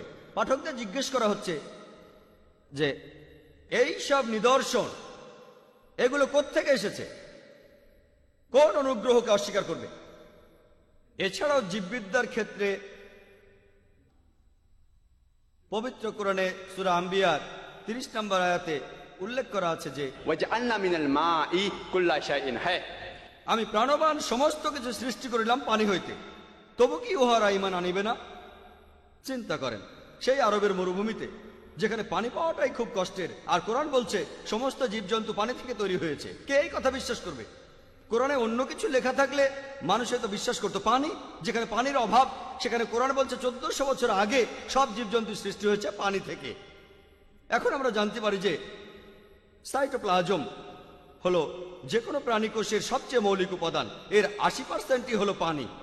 প্রত্যেক জীবজন্তুর শরীরে 50 থেকে 70 ভাগ থাকে পানি। আর পানি ছাড়া কোনো জীবজন্তু বাঁচতে পারে না, এটা হবেই। কোরআন প্রশ্ন করছে ওয়াজআলনা মিনাল মাই কুল্লা শাইইন হ্যায়, প্রাণবান সবকিছু সৃষ্টি করিলাম পানি থেকে, তবু তোমরা ঈমান আনবে না। আল্লাহ বলছেন সব জীবজন্তু পানি থেকে তৈরি, আর আমরা সেটা জানলাম সেদিন। কোরআনে কথা বলেছে 1400 বছর আগে, তবু তোমরা ঈমান আনবে না। কোরআন প্রশ্ন করছে, একটা উত্তর চাইছে। পবিত্র কোরআনের সূরা নূরের 45 নম্বর আয়াতে উল্লেখ করা হয়েছে যে আল্লাহ সমস্ত জীব সৃষ্টি করিয়াছেন পানি হইতে। পবিত্র কোরআনের সূরা ফুরকানের 54 নম্বর আয়াতে উল্লেখ করা আছে যে আল্লাহ তাআলা মানুষ জাতিকে সৃষ্টি করিয়াছেন পানি হইতে। চিন্তা করেন, 1400 বছর আগে কোরআনে এই কথা বলা হয়েছে। উদ্ভিদবিদ্যার ক্ষেত্রে আমরা এই কিছুদিন আগে জেনেছি যে গাছপালারও লিঙ্গ থাকে, পুরুষ এবং স্ত্রী। আমরা আগে এটা জানতাম না। এমনকি উভলিঙ্গ গাছ, সেই গাছগুলোর মধ্যে পুরুষ এবং স্ত্রী অংশ আলাদা থাকে। এছাড়াও পবিত্র কোরআনে সূরা তাহার 53 নম্বর আয়াতে উল্লেখ করা আছে আল্লাহ সুবহানাহু ওয়া তাআলা আকাশ হইতে বাড়ি বর্ষণ করেন এবং ইহা দ্বারা বিভিন্ন ধরনের উদ্ভিদ উৎপন্ন করেন, একটি আরেকটির তুলনায় পৃথক। তার মানে গাছপালারও লিঙ্গ আছে, পুরুষ এবং স্ত্রী। পবিত্র কোরআনের সূরা রদের 3 নম্বর আয়াতে উল্লেখ করা হয়েছে তিনি প্রত্যেক প্রকারের ফল সৃষ্টি করিয়াছেন জোড়ায় জোড়ায়। সব জায়গায় জোড়া। গাছপালারও লিঙ্গ রয়েছে, পুরুষ এবং স্ত্রী। প্রাণীবিদ্যার ক্ষেত্রে পবিত্র কোরআনে সূরা আনামের 38 নম্বর আয়াতে উল্লেখ করা আছে যে এই পৃথিবীর উপরে বিচরণশীল এমন কোনো জীব নেই, অথবা নিজ ডানার সাহায্যে ওড়ে এমন কোনো পাখি নেই যাহারা তোমাদের মতো একটি সম্প্রদায়। আজকের দিনে বিজ্ঞান জেনেছে এমনকি জীবজন্তু আর পাখিরাও মানুষদের মতো সম্প্রদায়ভুক্ত হয়ে বসবাস করে। পবিত্র কোরআনে পাখির ওড়ার কথা বলা হয়েছে। সূরা নাহলের ৭৯ নম্বর আয়াতে উল্লেখ করা হয়েছে, তাহারা কি বিহঙ্গের দিকে লক্ষ্য করে না, যাহারা আকাশের শূন্য গর্ভে নিয়ন্ত্রণাধীন? অন্য কেহই তাহাদের স্থির রাখে না, শুধুমাত্র আল্লাহ তাআলাই তাহাদের স্থির রাখেন। এছাড়া পবিত্র কোরআনে সূরা মুলকের ১৯ নম্বর আয়াতে উল্লেখ করা আছে, উহারা কি লক্ষ্য করে না ঊর্ধ্বদেশে বিহঙ্গকুলের প্রতি, যাহারা তাহাদের পক্ষ বিস্তার করে এবং সংকুচিত করে? কেহই তাহাদের স্থির রাখে না, একমাত্র আল্লাহ তাআলাই তাহাদের স্থির রাখেন এবং তিনি সকল বিষয়ে সম্পূর্ণরূপে অবগত। কোরআনের এই কথার সাথে আধুনিক বিজ্ঞানের সাম্প্রতিক আবিষ্কারের একটা অভাবনীয় মিল পাওয়া গেছে, যে পাখিদের মাথার মধ্যে উড়ে বেড়ানোর প্রোগ্রামিং করা আছে, নার্ভাস সিস্টেম আছে। আর এই কারণেই ছোট ছোট পাখি আগে কোনো রকম অভিজ্ঞতা না থাকলেও হাজার হাজার মাইল উড়ে বেড়াতে পারে কোনো রকম গাইড ছাড়াই। তারা আগের জায়গায় ফিরেও আসতে পারে। আর এটার খুব সুন্দর একটা উদাহরণ দিয়েছেন প্রফেসর হ্যামবার্গার তার বই পাওয়ার অ্যান্ড ফ্র্যাজাইলিটিতে। প্রশান্ত মহাসাগরে এক জাতের পাখি রয়েছে। এই পাখিটা ১৫,০০০ মাইলেরও বেশি পথ ওড়ে, আর এর সময় লাগে ৬ মাস। পাখিটা আবারও আগের জায়গায় ফিরে আসে, সময়ের হেরফের হয় খুব বেশি হলে ১ সপ্তাহ। এটা কিভাবে সম্ভব? বিজ্ঞানীরা বলেন এই পাখিদের ভেতরে নিশ্চয়ই একটা প্রোগ্রামিং রয়েছে। কে তাদের এই প্রোগ্রামিংটা করেছেন? উত্তর পবিত্র কোরআনে আছে, আল্লাহ সুবহানাহু ওয়া তাআলা তাদের স্থির রাখেন। এখানে আরবি শব্দ আমসাকা, অর্থাৎ থামিয়ে দেয়া বা স্থির রাখা।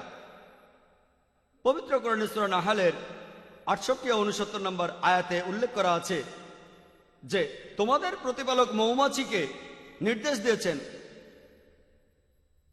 তোমাদের গৃহ নির্মাণ করো পাহাড়ে, বৃক্ষে ও মানুষের গৃহে, এবং ইহার পর প্রত্যেক ফল হইতে কিছু কিছু আহার করো, এবং তোমাদের প্রতিপালকের সহজ পথ অনুসরণ করো তোমাদের সামর্থ্য দিয়ে। পবিত্র কোরআন এখানে কি বোঝাচ্ছে? যে আল্লাহ সুবহানাহু ওয়া তাআলা মৌমাছিদের কেন বলেছেন প্রতিপালকের সহজ পথ অনুসরণ করতে? ফ্রন্ট ফ্রেশ একজন বিজ্ঞানী, যিনি ১৯৭৩ সালে নোবেল প্রাইজ পেয়েছিলেন, তিনি পশু পাখির আচার ব্যবহার নিয়ে গবেষণা করেছিলেন, বিশেষভাবে মৌমাছির যোগাযোগ করার পদ্ধতি নিয়ে। আর এখন আমরা সবাই জানি, যখনই কোনো কর্মী মৌমাছি নতুন ফুল খুঁজে পায় অথবা নতুন বাগান যেখান থেকে তারা মধু নিতে পারে, সেই মৌমাছিটা তখন অন্য মৌমাছিদের গিয়ে বলে সেই নতুন ফুল বা বাগানে যাওয়ার যে সঠিক পথ বা ম্যাপ, এটাকে বলা হয় বি ড্যান্স। এই কিছুদিন আগে আমরা জানতে পেরেছি উন্নত মানের ফটোগ্রাফির মাধ্যমে কিভাবে মৌমাছিরা যোগাযোগ করে। কোরআনের এই আয়াতে মৌমাছির যে লিঙ্গের কথা বলা হয়েছে সূরা নাহলের ১৪ নম্বর পারায় ৬৮ ও ৬৯ নম্বর আয়াতে, সেটা হলো স্ত্রী মৌমাছি, কুলি অফাসলুকি, যার অর্থ একটা স্ত্রী মৌমাছি। আগে আমরা জানতাম যে কর্মী মৌমাছি আসলে পুরুষ লিঙ্গের মৌমাছি, আর সেজন্য শেক্সপিয়ার তার নাটক হেনরি দ্য ফোর্থে তিনি লিখেছেন যে সৈনিক মৌমাছি, পুরুষ মৌমাছি, তারা তাদের রাজার কাছে গেল। আজকে আমরা জানতে পেরেছি মৌমাছিদের আসলে কোনো রাজা নেই, তাদের আছে রানী। আর কর্মী মৌমাছিও পুরুষ মৌমাছি নয়, এরা আসলে স্ত্রী মৌমাছি। চিন্তা করেন, পবিত্র কোরআন কর্মী মৌমাছির লিঙ্গ সম্পর্কে বলেছে ১৪০০ বছর আগে, যেটা আমরা আবিষ্কার করলাম কয়েকদিন আগে মাত্র। পবিত্র কোরআনে আছে সূরা আনকাবুতের ৪১ নম্বর আয়াতে উল্লেখ করা হয়েছে যে যাহারা অপরকে অভিভাবক রূপে গ্রহণ করে আল্লাহ সুবহানাহু ওয়া তাআলার পরিবর্তে, তাহাদের দৃষ্টান্ত হলো সে মাকড়সার ন্যায় যে নিজের জন্য ঘর বানায়, এবং ঘরের মধ্যে মাকড়সার ঘরই তো ভঙ্গুর, দুর্বলতম। যদি কেউ আল্লাহ সুবহানাহু ওয়া তাআলাকে ত্যাগ করে অন্য ঈশ্বরের উপাসনা করে, তাদেরকে বোঝানোর জন্য মাকড়সার ঘরের কথা বলা হয়েছে, ভঙ্গুর, দুর্বল, পাতলা। এখানে মাকড়সার জীবন ধারণ সম্পর্কেও কথা বলা হচ্ছে। আমরা কিছুদিন আগে জানতে পেরেছি যে অনেক সময় স্ত্রী মাকড়সা পুরুষ মাকড়সাকে মেরে ফেলে। পবিত্র কোরআনে সূরা নামলের ১৭ এবং ১৮ নম্বর আয়াতে উল্লেখ করা আছে যে সুলাইমানের সম্মুখে জিন, মানুষ ও বিহঙ্গ মানে সুলাইমানের বাহিনী যখন পিপিলিকা অধ্যুষিত এলাকায় এসে পৌঁছল, তখন এক পিপিলিকা বলিল, তোমরা তোমাদের গৃহে প্রবেশ করো, যেন সুলাইমান এবং তাহার বাহিনী তাহাদের অজ্ঞাতসারে তোমাদিগকে পদতলে পিষিয়ে না ফেলে। লোকে হয়তো ভাববে কোরআনে এইসব রূপকথার গল্প লেখা কেন? এখানে এই পবিত্র কোরআন পিঁপড়ার কথা বলছে। পিঁপড়ারা নিজেদের মধ্যে কথা বলছে, এটা একটা রূপকথার বই। কিছুদিন আগে আমরা জানতে পেরেছি যে কোনো প্রাণী অথবা কোনো কীট যার সাথে মানুষ জাতির সবচেয়ে বেশি মিল আছে সেটা হলো পিঁপড়া। মানুষের মতো পিঁপড়ারাও তাদের মৃতদেহ কবর দেয়। তাদের সমাজে সব ধরনের কাজ ভাগ করে দেয়া হয়। তাদের আছে ম্যানেজার, সুপারভাইজার, শ্রমিক ইত্যাদি। তারা নিজেদের মধ্যে কথাবার্তাও বলে। তারা বেশ উন্নত উপায়ে যোগাযোগ করে থাকে। তারা বাজারের মতো জায়গায় পণ্য বিনিময় করে, শীতকালের জন্য শস্য মজুত করে। আর এই শস্যদানা যদি কুড়ি গজায়, পিঁপড়ারা সেই কুড়িগুলো কেটে ফেলে, যেন তারা এটা জানে যে এই কুড়িগুলোর কারণে শস্য পচে যায়। আর গ্রীষ্মকালে শস্যদানাগুলো ভিজে গেলে তারা শস্যদানাগুলো বাইরে এনে রোদে শুকাতে দেয়। অনেকে হয়তো দেখেছেন পিঁপড়া রোদের আলোর কাছে শস্যদানা আনছে শুকানোর জন্য, যেন তারা জানে বাতাস আর্দ্র হলে শস্যদানাগুলো ভিজে যায় আর এতে করে শস্যদানা পচে যায়। তাহলে পবিত্র কোরআন পিঁপড়ার উন্নত প্রকৃতি সম্পর্কে বলেছে 1400 বছর আগে। চিকিৎসাবিদ্যার ক্ষেত্রে পবিত্র কোরআনে আছে, সূরা নাহলের 68 ও 69 নম্বর আয়াতে উল্লেখ করা হয়েছে, মৌমাছির উদর হইতে নির্গত হয় বিবিধ বর্ণের পানীয়, যাহাতে মানুষের জন্য রহিয়াছে আরোগ্য। আমরা মাত্র কিছুদিন আগে জানতে পেরেছি মৌমাছির শরীর থেকেই মধু বের হয়। মৌমাছির শরীর থেকেই যে মধু পাওয়া যায়, আগে আমরা এই কথা জানতাম না। এখন আমরা জানি যে মধুর মধ্যে রয়েছে প্রচুর খাদ্যগুণ। মধুতে আছে প্রচুর ভিটামিন কে আর ফ্রুক্টোজ, আর এতে মাঝারি অ্যান্টিসেপটিকের বৈশিষ্ট্য রয়েছে। এর জন্য রাশিয়ান সৈন্যরা তারা কেটে যাওয়া জায়গায় মধু লাগিয়ে রাখত, আর এ কারণে সেখানে কোনো রকম ইনফেকশন হতো না, আর তাড়াতাড়ি তা শুকিয়ে যেত।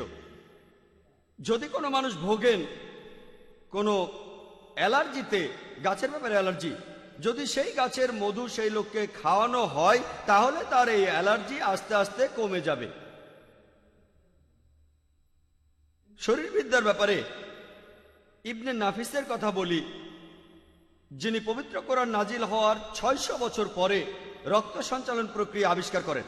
আর কোরআন নাজিল হওয়ার 1000 বছর পরে, মানে ইবনে নাফিসের আবিষ্কারের 400 বছর পরে, উইলিয়াম হার্ভি তিনি ইউরোপে এই আবিষ্কারটা প্রচার করলেন। আমরা যে খাবারগুলো খাই সেগুলো পাকস্থলিতে যায়, বিভিন্ন অন্ত্রে যায়, বিভিন্ন অন্ত্র থেকে এই খাদ্যের উপাদান রক্তকোষে যায় আর রক্ত প্রবাহের ভেতর প্রবেশ করে। আর রক্তের প্রবাহ এই খাদ্যের উপাদানকে বিভিন্ন অংশে নিয়ে যায়, যেমন স্তনগ্রন্থি, যেখানে দুধ উৎপন্ন হয়। পবিত্র কোরআনে রক্ত সঞ্চালন আর দুধের উৎপাদন সংক্ষেপে বলা হয়েছে। সূরা নাহলের 66 নম্বর আয়াতে উল্লেখ করা হয়েছে যে অবশ্যই গবাদি পশুর মধ্যে তোমাদের জন্য শিক্ষা রহিয়াছে, তাহাদের শরীর হইতে আমি তোমাদের পান করাই, উহাদের উদর হইতে, উহাদের উদরে অবস্থিত বিভিন্ন অন্ত্র হইতে এবং রক্তের মধ্য হইতে তোমাদের পান করা বিশুদ্ধ দুগ্ধ, যাহা তোমাদের জন্য সুস্বাদু। পবিত্র কোরআনে সূরা মুমিনুনের 21 নম্বর আয়াতে উল্লেখ করা হয়েছে, আর শুরুতেই আপনারা কোরআনের এই আয়াতের তেলাওয়াত শুনেছেন। বলা হয়েছে যে অবশ্যই তোমাদের জন্য শিক্ষণীয় বিষয় আছে আনামে, তোমাদেরকে পান করাই উহাদের উদরের দুগ্ধ, উহাতে রহিয়াছে তোমাদের জন্য প্রচুর উপকারিতা এবং উহাদের গোশত তোমরা আহার করো। পবিত্র কোরআন রক্ত সঞ্চালন প্রক্রিয়া আর দুধ উৎপাদনের কথা সংক্ষেপে বলেছে 1400 বছর আগে। প্রজনন বিদ্যার ক্ষেত্রে একবার কয়েকজন আরব দেশীয় ছাত্র, তারা সবাই কোরআনে প্রজননবিদ্যা নিয়ে যেসব আয়াত আছে সেগুলোকে সব এক জায়গায় করল। তারপর তারা পবিত্র কোরআনের নির্দেশ মানল। আর সূরা ফুরকানের 59 নম্বর আয়াতে উল্লেখ করা আছে যে তাহার সম্বন্ধে যে অবগত আছে তাহাকে জিজ্ঞাসা করিয়া দেখো, জিজ্ঞাসা করো সেই ব্যক্তিকে যিনি জানেন। তো এই ছাত্ররা কোরআনের প্রজনন বিদ্যার উপর সব আয়াতগুলো জড়ো করলো আর এই সবগুলো নিয়ে গেল প্রফেসর কিথ মুরের কাছে। প্রফেসর কিথ মুর হলেন টরন্টো ইউনিভার্সিটির অ্যানাটমি বিভাগের হেড অব দ্য ডিপার্টমেন্ট কানাডায়, আর তিনি এই পৃথিবীতে প্রজনন বিদ্যার বিষয়ে একজন বিখ্যাত বিশেষজ্ঞ। প্রফেসর কিথ মুর প্রজনন তত্ত্ব নিয়ে পবিত্র কোরআনের বিভিন্ন আয়াতের অনুবাদ দেখলেন, তারপর বললেন কোরআনে প্রজনন তত্ত্ব নিয়ে যে কথাগুলো বলা আছে তার মধ্যে বেশিরভাগই আমরা যা কিছু জানি প্রজনন তত্ত্বের উপরে তার সাথে মিলে যায়। তবে এখানে কয়েকটা বিষয় আছে যেগুলোকে আমি সঠিক বলতে পারি না, আবার বলতেও পারি না এগুলো ভুল, কারণ আমি এগুলো সম্পর্কে নিজেই কিছু জানি না। এই আয়াতগুলোর একটা সূরা ইকরা বা সূরা আলাকের 1 ও 2 নম্বর আয়াত, এখানে বলা হয়েছে ইকরা বিসমি রাব্বিকাল্লাযী খালাক খালাকাল ইনসানা মিন আলাক। পাঠ করো, পড়ো তোমার প্রতিপালকের নামে, তোমার প্রতিপালকের নামে যিনি সৃষ্টি করিয়াছেন। তিনি মানুষকে সৃষ্টি করিয়াছেন ঝুলন্ত একটি বস্তু হইতে জোকের মতো দেখতে। তখন প্রফেসর কিতমুর বললেন আমি জানি না যে ভ্রূণের আকার কখনো জোকের মতো হয় কিনা। তখন তিনি ল্যাবরেটরিতে গেলেন আর খুব শক্তিশালী মাইক্রোস্কোপ দিয়ে মানব ভ্রূণের প্রথম দিকের অবস্থাটা পর্যবেক্ষণ করতে লাগলেন। তারপর এটাকে জোকের ছবির সাথে মেলালেন আর তিনি এই দুটোর সাদৃশ্য দেখে নিজেই অবাক হয়ে গেলেন। একবার তাকে প্রজনন তত্ত্বের উপর 80টা প্রশ্ন করা হয়েছিল পবিত্র কোরআন এবং সহিহ হাদিস থেকে। তিনি বলেছিলেন যদি 30 বছর আগে আমাকে এই প্রশ্নগুলো করতেন তাহলে আমি এগুলোর অর্ধেকেরও উত্তর দিতে পারতাম না, কারণ প্রজনন তত্ত্ব মানুষের প্রজনন বিদ্যার উন্নতি বেশি দিন হয়নি, এই 30 থেকে 50 বছর হবে উন্নত হয়েছে। প্রফেসর কিতমুর একটা বই লিখেছেন দ্য ডেভেলপিং হিউম্যান, আর নতুন সংস্করণে 3 নম্বর এডিশনে তিনি কোরআন এবং হাদিস থেকে পাওয়া কিছু তথ্য ওই বইয়ে জুড়ে দিয়েছেন। এজন্য তিনি পুরস্কারও পেয়েছেন। বইটা ছিল সেই বছরের কোনো লেখকের লেখা শ্রেষ্ঠ মেডিকেল বই। আর আমি যখন MBBS পড়ছিলাম তখন ফার্স্ট ইয়ারে আমরা এই বইটা পড়েছি, কিতমুরের ডেভেলপিং হিউম্যান। যদি কেউ প্রজনন বিদ্যায় ভালো নম্বর পেতে চায় তাহলে তাকে কিতমুরের বইটা পড়তেই হবে, আর যদি কেউ শুধু পাস মার্ক পেতে চায় তাহলে ইন্দরবীর সিংহের বই যথেষ্ট। তবে ভালো নম্বর পেতে চাইলে সবাইকে কিতমুরের বইটা পড়তেই হবে। পরবর্তীতে এই বইটা পৃথিবীর অনেকগুলো ভাষায় অনুবাদ করা হয়েছে। প্রফেসর কিতমুর বলেছেন একথা মানতে আমার কোনো আপত্তি নেই যে হযরত মুহাম্মদ সাল্লাল্লাহু আলাইহি সাল্লাম হলেন ঈশ্বরের প্রেরিত দূত, আর পবিত্র কোরআন হচ্ছে ঈশ্বর প্রেরিত একটি আসমানি কিতাব। পবিত্র কোরআনের সূরা তারিকের 5 থেকে 7 নম্বর আয়াতে উল্লেখ করা আছে যে মানুষ ভাবুক কি হইতে তাহাকে সৃষ্টি করা হইয়াছে। সে সৃষ্টি হইয়াছে স্খলিত পানি হইতে, ইহা নির্গত হয় মেরুদণ্ড ও পঞ্জরাস্থির মধ্য হইতে। আজকে আমরা জানতে পেরেছি যে জননেন্দ্রিয় পুরুষদের শুক্রাশয় আর মহিলাদের ডিম্বাশয়, ভ্রূণ গঠনের প্রাথমিক পর্যায়ে এই অঙ্গ প্রত্যঙ্গগুলো থাকে যেখানে কিডনির অবস্থান। এগুলো থাকে মেরুদণ্ড আর পাঁজরের হাড়ের মধ্যে। পরবর্তীতে পুরুষদের ক্ষেত্রে এই শুক্রাশয় আস্তে আস্তে পরিণত হয় স্ক্রোটাম, আর মহিলাদের ডিম্বাশয় পরিণত হয় পেলভিসে। কিন্তু ভ্রূণ গঠনের সময় এগুলো কোরআন যেভাবে বলেছে ঠিক সেভাবেই থাকে। এগুলো থাকে মেরুদণ্ড, স্পাইনাল কলাম আর পাঁজরের হাড়ের মাঝখানে। এমনকি বড় হয়ে গেলেও যখন সব জননেন্দ্রিয় তৈরি হয়ে যায়, এমনকি সেই সময় রক্তের প্রবাহ, স্নায়ু প্রবাহ আর বিভিন্ন প্রকার রস এগুলো আসে মানুষের স্পাইনাল কলাম আর পাঁজরের হাড়ের মধ্য দিয়ে। পবিত্র কোরআনে আছে সূরা মুমিনুনের 13 নম্বর আয়াতে উল্লেখ করা আছে, এছাড়াও সূরা হজের 5 নম্বর আয়াতে উল্লেখ করা আছে আমি মানুষ জাতিকে সৃষ্টি করিয়াছি নুতফা হইতে। এখানে আরবি শব্দ নুতফা, যে মানুষ জাতি সৃষ্টি হয়েছে নুতফা থেকে, এ কথা কোরআনে বলা হয়েছে সব মিলিয়ে 11 বার, আর নুতফা শব্দটা বলা হয়েছে 12 বার। তবে মানুষ যে নুতফা থেকে সৃষ্টি হয়েছে এ কথা আছে 11 বার। আরবি ভাষায় নুতফা শব্দটার অর্থ সামান্য পরিমাণ তরল পদার্থ। পবিত্র কোরআনে আছে, এটা সূরা সাজদার 8 নম্বর আয়াতে উল্লেখ করা হয়েছে যে অতঃপর তিনি বংশোৎপন্ন করেন তুচ্ছ তরল পদার্থের নির্যাস হইতে। এখানে আরবি শব্দটা সুলালা, যার অর্থ সামান্য পরিমাণ অথবা কোনো কিছুর সবচেয়ে সেরা অংশ।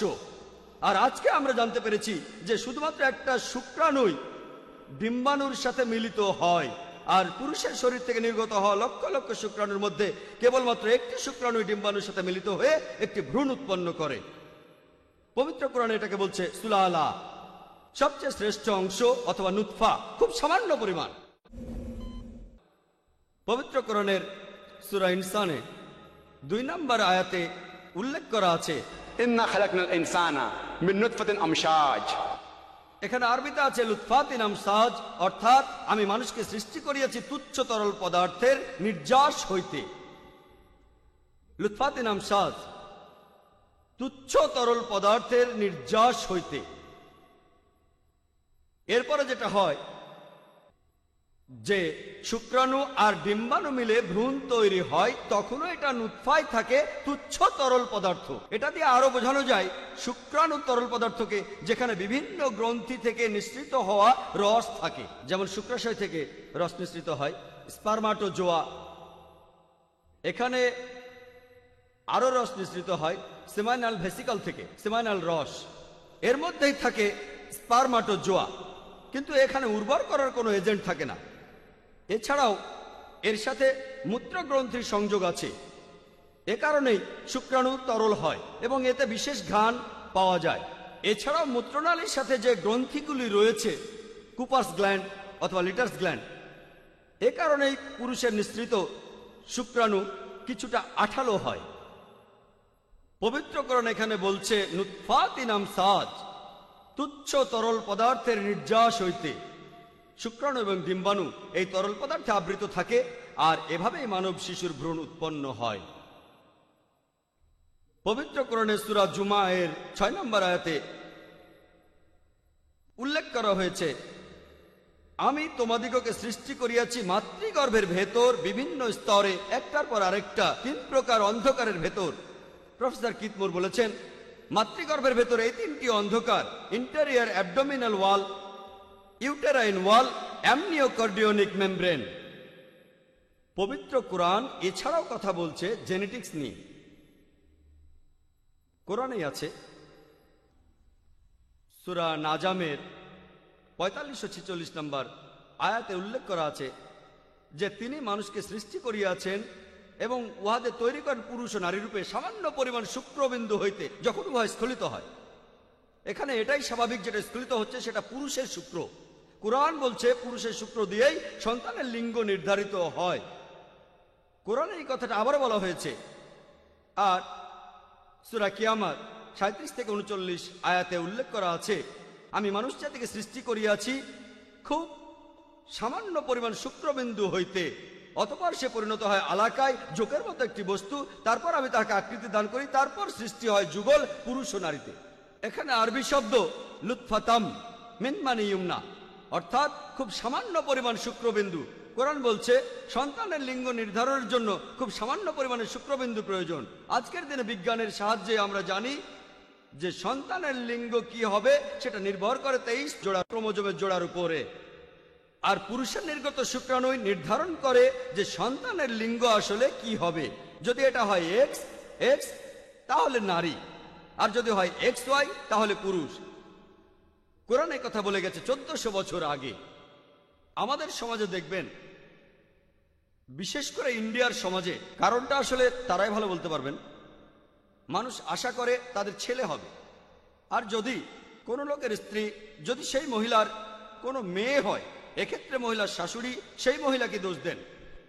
শাশুড়ি যদি এখানে কাউকে দোষ দিতে চায় তাহলে নিজের ছেলেকে দোষ দিতে হবে, ছেলের বউকে না। কারণ পবিত্র কোরআন আর বিজ্ঞান আমাদের বলে যে পুরুষের শুক্রাণু নির্ধারণ করে সন্তানের লিঙ্গ কি হবে, নারীর ডিম্বাণু নয়। পবিত্র কোরআন মানব ভ্রূণের বিভিন্ন স্তরের কথা একেবারে বিস্তারিতভাবে বলেছে। সূরা মুমিনুনের 12-14 নম্বর আয়াতে বলা হয়েছে যে আমি তো মানুষকে সৃষ্টি করিয়াছি সামান্য মৃত্তিকার উপাদান হইতে, অতঃপর আমি উহাকে শুক্রাণু রূপে স্থাপন করি কারারিম মাকিনে, এক নিরাপদ আধারে। পরে উহাকে পরিণত করি আলাকে, যে বস্তুটা ঝুলে থাকে, জোকের মতো বস্তু। অতঃপর আলাককে পরিণত করি মুদ্গায়, চিবানো মাংসপিণ্ডের মতো। মুদ্গাকে পরিণত করি ইজামায়, অস্থি। তারপর এই অস্থিপঞ্জরকে ঢাকিয়া দেই লাহেম দিয়ে, অর্থাৎ মাংস।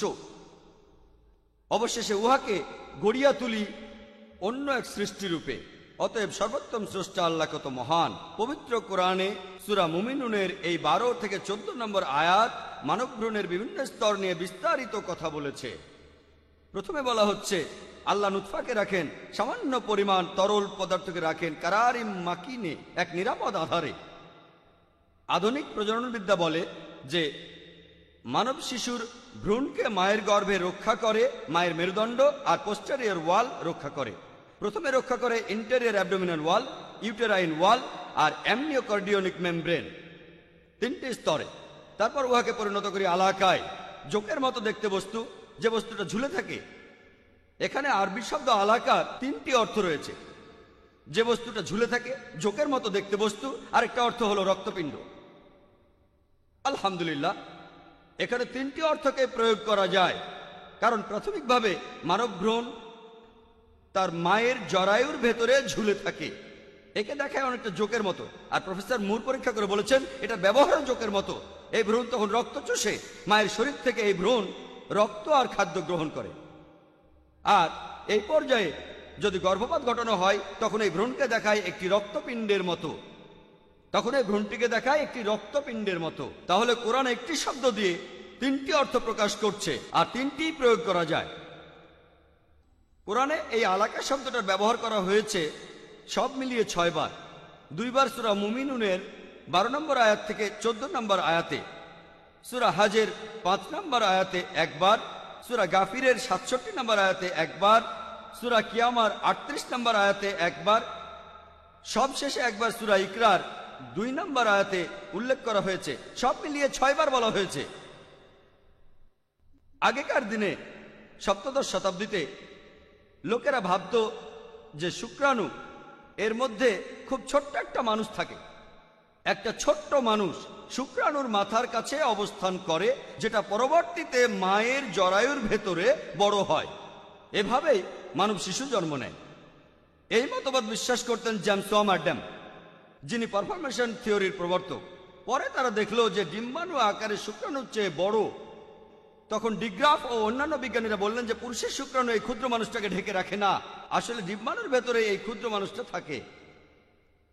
পরবর্তীতে মো প্যালটিস অষ্টাদশ শতাব্দীতে প্যারেন্টাল থিওরির কথা বললেন যে দুজনেরই অবদান আছে। কোরআনও এই কথাই বলছে, দুজনেরই, ডিম্বাণু আর শুক্রাণু এই দুটো মিলেই ভ্রূণ তৈরি হয়। কোরআন বলছে অতঃপর এই আলাকা পরিণত হয় মুদগায়। মুদগা অর্থ চিবানো মাংসের মতো অথবা এমন কোনো বস্তু যেটা মুখে দেয়া যায়। প্রফেসর কিতমুর বলেছেন এই দুটো অর্থই প্রয়োগ করা যায়, কারণ চিবানো যায় এমন বস্তু মুখে পড়া যায়। আর পরবর্তীতে তিনি একটা প্লাস্টিকের অংশ নিয়ে দাঁত দিয়ে একটা কামড় দিলেন যাতে মুদগার মতো দেখায়, চিবানো মাংসের মতো। তিনি অবাক হয়ে গেলেন যে দাঁতের ছাপটা দেখালো সোমাইটের মতো, যেখান থেকে স্পাইনাল কলাম উৎপন্ন হয়। কোরআন বলছে পরে এই মুদগা পরিণত হয় ইজামান বা অস্থিতে, তারপরে এই ইজামানকে ঢাকিয়ে দেয় লাহেম দ্বারা, মাংসপেশি দ্বারা। আল্লাহ বলছেন অতঃপর আমি উহাকে গড়িয়া তুলি অন্য এক নতুন সৃষ্টি রূপে। নতুন সৃষ্টি বলতে কোরআন এখানে কি বোঝাচ্ছে? বিজ্ঞান আমাদের এখন বলে যে ভ্রূণ তৈরি হওয়ার বিভিন্ন স্তরে একেবারে প্রাথমিক অবস্থায়, খরগোশের ক্ষেত্রে, মাছের ক্ষেত্রে, অন্যান্য প্রাণীর ক্ষেত্রে যা হয়, মানুষের ভ্রূণের ক্ষেত্রে একই ঘটনা ঘটছে। শুধুমাত্র ভ্রূণ গঠনের এই স্তরেই মানব শরীরের বিভিন্ন অংশ স্পষ্টভাবে দেখানো হয়, যেমন মাথা, হাত, পা ইত্যাদি। তাহলে কোরআন বলছে উহাকে গড়ি নতুন এক সৃষ্টি রূপে। তারপর বলা হচ্ছে অতএব সর্বোত্তম স্রষ্টা আল্লাহ কত মহান। চিন্তা করেন, কোরআনে ভ্রূণের গঠনের বিভিন্ন স্তরের কথা বলা হয়েছে বিস্তারিতভাবে। অনেকে আছে যারা এটা নিয়ে তর্ক করে, এটা এমন কিছু না, হয়তো কোনো আরব কোনো গর্ভবতী মহিলার পেট কেটে এইসব দেখেছিল, তারপর কোরআনে এইসব লিখেছে। তারা এখানে বুঝতে পারে না কোরআনে যে স্তরগুলোর কথা বলা আছে সেই স্তরগুলো আসলে খালি চোখে দেখা যায় না, দেখতে হলে শক্তিশালী মাইক্রোস্কোপের প্রয়োজন। একবার প্রফেসর মার্শাল জনসনকে এই আয়াতের উপর মন্তব্য করতে বলা হয়েছিল। তিনি অ্যানাটমির head of the department Daniel ইনস্টিটিউটে, সেটা থমাস জেফারসন হসপিটালে আমেরিকার ফিলাডেলফিয়াতে। তিনি বললেন এটা হতে পারে যে মোহাম্মদ সাল্লাল্লাহু আলাইহি সাল্লাম এসব কিছু একটা মাইক্রোস্কোপ দিয়ে দেখেছিল। তাকে বলা হলো যে 1400 বছর আগে মানুষ কোনো মাইক্রোস্কোপ আবিষ্কার করেনি, তখন প্রফেসর মার্শাল খুব জোরে হেসে উঠলেন আর বললেন যে হ্যাঁ, এটা আমি জানি। আর প্রথম আবিষ্কৃত মাইক্রোস্কোপটা আমি নিজের চোখেই দেখেছি, খুব বেশি হলে 10 গুণ বড় দেখা যায়, আর সেটা তেমন পরিষ্কারও দেখা যায় না। তখন তিনি বললেন, কোরআনের এই আয়াতগুলো অবশ্যই ঈশ্বরের বাণী। এরপর তাকে বলা হলো পবিত্র কোরআনের সূরা হজের 5 নম্বর আয়াত নিয়ে মন্তব্য করতে, যে আমি মানুষ সৃষ্টি করিয়াছি মৃত্তিকা হইতে, তাহার পর আলাকা হইতে, তাহার পর মুদগা হইতে, পূর্ণাকৃতি অথবা অপূর্ণাকৃতি। যদি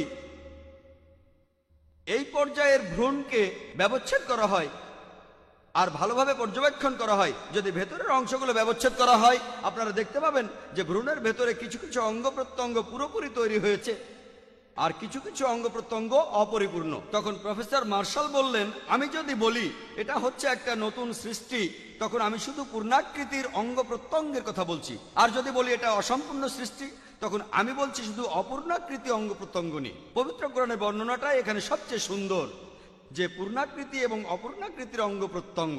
কারণ কিছু অঙ্গ তৈরি হয়ে যায় আর কিছু তখনও তৈরি হয় না। কেউ বলে কিছু অঙ্গ তখন স্পষ্ট আর কিছু অঙ্গ তখনও স্পষ্ট নয়। প্রফেসর কিতমোর বলেছেন, আজকের প্রজননবিদ্যার মধ্যে আমরা ভ্রূণ গঠনের বেশ কিছু স্তরের কথা বলেছি, কিন্তু এটা খুবই কঠিন। স্তরগুলো বোঝা খুবই কঠিন, কারণ এখানে প্রচুর স্তর রয়েছে, প্রথম স্তর, দ্বিতীয় স্তর, তৃতীয় স্তর। কোরআন আকৃতির উপর নির্ভর করে স্তরগুলো ভাগ করেছে, আর এই স্তরগুলো আধুনিক প্রজননবিদ্যার স্তরগুলোর চাইতে অনেক সঠিক এবং সহজ। যদি প্রজননবিদরা কোরআনের স্তরগুলোকে বর্ণনা করেন, তাহলে তারা অনেক সহজে ভ্রূণের স্তরগুলোর বর্ণনা দিতে পারবেন। আধুনিক প্রজননবিদ্যার স্তরগুলো অনেক জটিল, প্রথম স্তর, দ্বিতীয় স্তর, তৃতীয় স্তর। পবিত্র কোরআনে সূরা আবাসার 19 নম্বর এবং 20 নম্বর আয়াতে আছে, তিনি মানুষকে সৃষ্টি করিয়াছেন সামান্য শুক্রবিন্দু হইতে, অতঃপর উহার জন্মগ্রহণের পথ সহজ করিয়া দেন। মানুষ অবাক হয়ে চিন্তা করে, সন্তান প্রসবের যে পথ, যেখানে খুব বেশি হলে 3-4টা আঙ্গুল যায়, সেখান থেকে সন্তান বের হয় কিভাবে? হাড়ের গঠনও খুব শক্ত, এখানে লিগামেন্ট রয়েছে, এটা কিভাবে সম্ভব? কোরআন বলছে আল্লাহ এই পথ সহজ করিয়া দেন। আর এখন আমরা জানতে পেরেছি যে এটা কিভাবে সম্ভব। ওভারি আর প্লেসেন্টা থেকে একটি রস নিঃসৃত হয়, যেটা পেলভিক জয়েন্টের লিগামেন্টকে ঢিলা করে দেয় আর সার্ভিক্সকে নরম করে। তখন ইউটেরাইন কন্ট্রাকশনের ফলে মানব শিশু প্রসবের পথ দিয়ে নিচে নেমে যেতে থাকে। তখন সেখানে যে রস নিঃসৃত হয়, তাতে করে পথটা পিচ্ছিল হয়ে যায় আর সন্তানও এই পথ দিয়ে বেরিয়ে আসে। আর মানব সন্তান তখন বিভিন্নভাবে নড়াচড়া করে, আর এজন্য মানব সন্তান পেলভিক জয়েন্ট থেকে বাইরে বেরিয়ে আসে। কোরআনে কথা বলছে আল্লাহ উহার পথ সহজ করিয়া দেন। মানুষ অবাক হয়ে চিন্তা করে, সন্তান প্রসবের যে পথ, যেখানে খুব বেশি হলে 3-4টা আঙ্গুল যায়, সেখান থেকে সন্তান বের হয় কিভাবে? তারপরও কি তোমরা ঈমান আনবে না? তারপরও কি তোমরা পবিত্র কোরআনে বিশ্বাস করবে না? পবিত্র কোরআনে সূরা সাজদার 9 নম্বর আয়াতে বলা হচ্ছে, পরে আমি মানুষকে দিয়াছি চক্ষু এবং কর্ণ। পবিত্র কোরআনে সূরা ইনসানের 2 নম্বর আয়াতে উল্লেখ করা হয়েছে, এজন্য আমি মানুষকে করিয়াছি শ্রবণ ও দৃষ্টিশক্তি সম্পন্ন। আজকের দিনে আমরা জানতে পেরেছি মানুষের যে ইন্দ্রিয়টা প্রথমে গঠিত হয়, সেটা হলো শ্রবণ ইন্দ্রিয়। কোরআন বলছে প্রথমে কান, তারপর চোখ। গর্ভে 5 মাস থাকার পর ভ্রূণের কান তৈরি হয়, পরবর্তীতে 7 মাস পার হওয়ার পর ভ্রূণের চোখ তৈরি হয়। চিন্তা করেন, কোরআনে কথা বলছে প্রথমে কান তৈরি হয়, তারপরে চোখ। প্রফেসর দুর্গা রাও মেরিন জিওলজির উপরে যিনি একজন বিশেষজ্ঞ, তিনি কিং আজিজ ইউনিভার্সিটির একজন শিক্ষক জেদ্দায়। তাকে একবার কোরআনের আয়াত নিয়ে মন্তব্য করতে বলা হলো। সূরা নূরের 40 নম্বর আয়াতে যে কথাটা বলা আছে যে যাহারা কুফরি করে তাহাদের কর্ম গভীর সমুদ্র তলের অন্ধকার সদৃশ, যাহাকে আচ্ছন্ন করে তরঙ্গের উপর তরঙ্গ, যাহার ঊর্ধ্বে থাকে মেঘপুঞ্জ, সেই অন্ধকার পুঞ্জে থাকে স্তরের উপর স্তর, এমনকি সে হাত বাহির করিলে তাহা দেখিতে পাইবে না। আল্লাহ যাহাকে জ্যোতি দান করেন না, তাহার জন্য কোনো জ্যোতিই নাই। প্রফেসর দুর্গারাও তিনি বললেন, পবিত্র কোরআনের এই আয়াতে কোনো সাধারণ সমুদ্রের কথা বলা হচ্ছে না, এখানে বলা হয়েছে গভীর সমুদ্রের কথা। আজকের দিনে বিভিন্ন প্রকার প্রযুক্তির সাহায্য, যেমন সাবমেরিন, আমরা জানতে পেরেছি যে সমুদ্রের নিচে অন্ধকার থাকে। আগে এটা জানতাম না, কারণ কোনো মানুষ যন্ত্রের সাহায্য ছাড়া 20 থেকে 30 মিটারের বেশি গভীরে সমুদ্রে নামতে পারে না। যদি কেউ যন্ত্র ছাড়া গভীরে যায়, সে মারা যাবে। আজকের দিনে আমরা জানতে পেরেছি বিভিন্ন প্রযুক্তির সাহায্যে যে সমুদ্রের নিচে অন্ধকার থাকে। প্রফেসর বললেন, এই অন্ধকার হওয়ার দুটো কারণ আছে। প্রথমটা হলো সমুদ্রের বিভিন্ন স্তর এক একটা রং শুষে নেয়। আমরা সবাই জানি যে আলোর 7টা রং আছে, আমরা স্কুলে পড়েছি। সহজে মনে রাখার জন্য বেনিয়া সহ কলা, রংধনুর রং বেনিয়া সহ কলা, বে দিয়ে বেগুনি, নি দিয়ে নীল, আতে আসমানি, সতে সবুজ, হতে হলুদ, কতে কমলা, লাল, লা দিয়ে লাল, বেনিয়া সহ কলা, 7টা রং। প্রফেসর দুর্গারাও বললেন যে যখন আলো সমুদ্রের মধ্যে প্রবেশ করে, প্রথম 15 থেকে 20 মিটারের মধ্যে সমুদ্র লাল রঙকে শুষে নেয়। যদি কোনো মানুষ যায় সমুদ্রের নিচে, 30 মিটারের নিচে যায়, আর যদি কেটে যায়, যদি রক্ত পড়ে, তাহলে সে তার নিজের রক্তের লাল রংটা দেখতে পাবে না, কারণ সেই গভীরতায় লাল রং থাকে না। এরপরে 30 থেকে 50 মিটারে সমুদ্র শুষে নেয় কমলা রং, পরের 50 থেকে 100 মিটার হলুদ রংকে শুষে নেয়, সবুজ 100 থেকে 200 মিটারে, আর নীল রং 200 মিটারের পরে, এরপর বেগুনি আর আসমানি 200 মিটারের নিচে শুষে নেয়।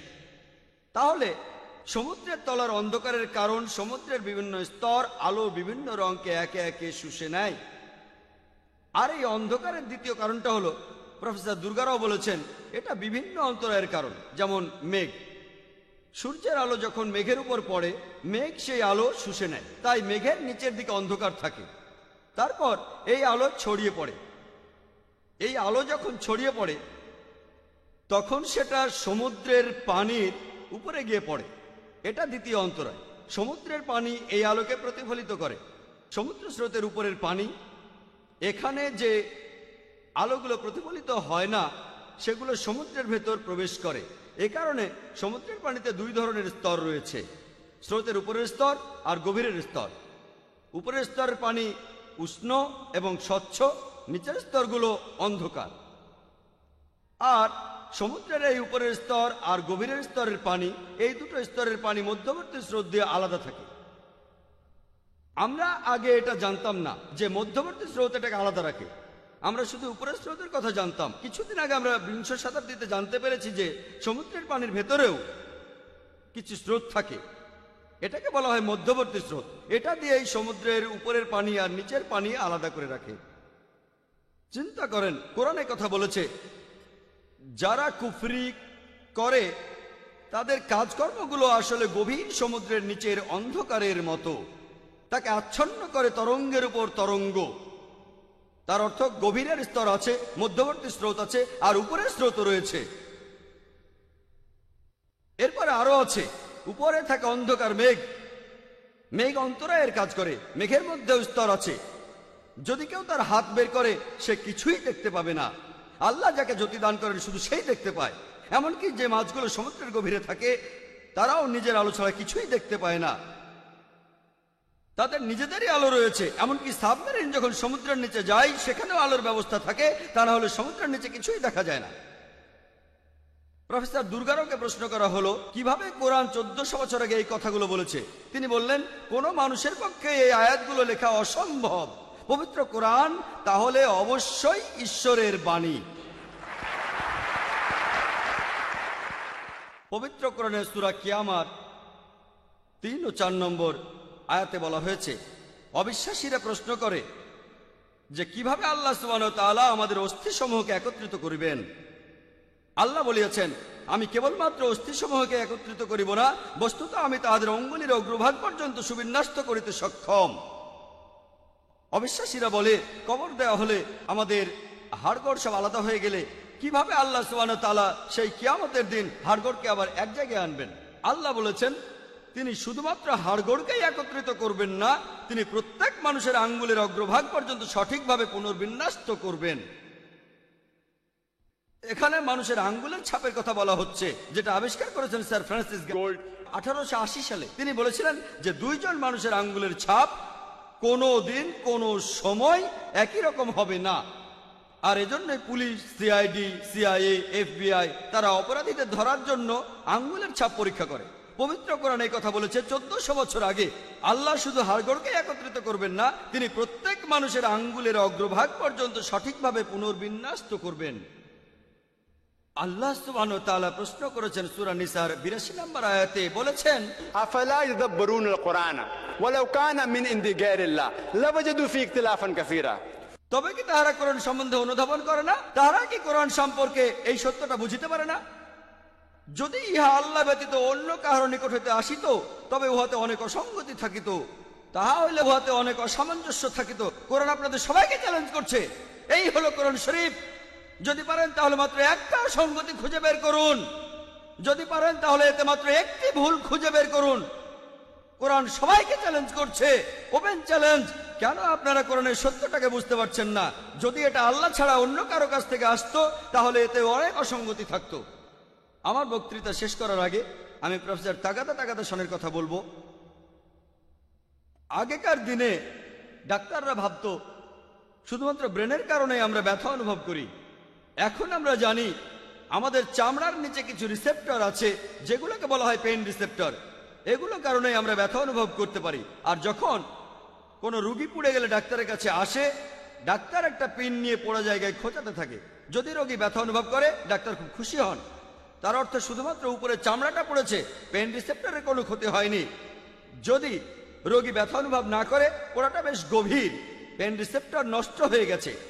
পবিত্র কোরআনে সূরা নিসার 56 নম্বর আয়াতে উল্লেখ করা আছে, যাহারা আমার আয়াতকে প্রত্যাখ্যান করে তাহাদিগকে আমি দোজখের অগ্নিতে দগ্ধ করিব, আর যখনই তাহাদের চর্ম এই অগ্নিতে দগ্ধ হইবে, তখনই উহার স্থলে নতুন চর্ম সৃষ্টি করিব, যাহাতে তারা শাস্তি ভোগ করে। কোরআন বলছে যদি আপনার চামড়া দগ্ধ হয়, তাহলে আপনাকে নতুন চামড়া দেওয়া হবে, যাতে আপনি ব্যথা অনুভব করেন। তার অর্থ এই, আমাদের চামড়ায় একটা কিছু আছে যে কারণে আমরা ব্যথা অনুভব করি। বলা হচ্ছে পেইন রিসেপ্টরের কথা। প্রফেসর তাগাদা সন, যিনি থাইল্যান্ডের চিয়াংমাই ইউনিভার্সিটির অ্যানাটমি বিভাগের হেড অব দ্য ডিপার্টমেন্ট, এই আয়াতের অনুবাদটা তাকে দেওয়া হয়েছিল।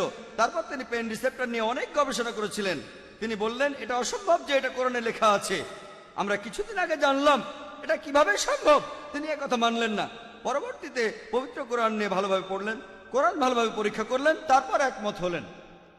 অতঃপর 8ম মেডিকেল সৌদি কনফারেন্স রিয়াদে, সেই কনফারেন্সে তিনি সেখানে সাক্ষ্য দিলেন, লা ইলাহা ইল্লাল্লাহু মুহাম্মাদুর রাসূলুল্লাহ, আল্লাহ ব্যতীত কোনো উপাস্য নেই এবং মুহাম্মদ সাল্লাল্লাহু আলাইহি ওয়াসাল্লাম আল্লাহর প্রেরিত দূত। ওয়া আখিরু দাওয়ানা আলহামদুলিল্লাহি রাব্বিল আলামিন।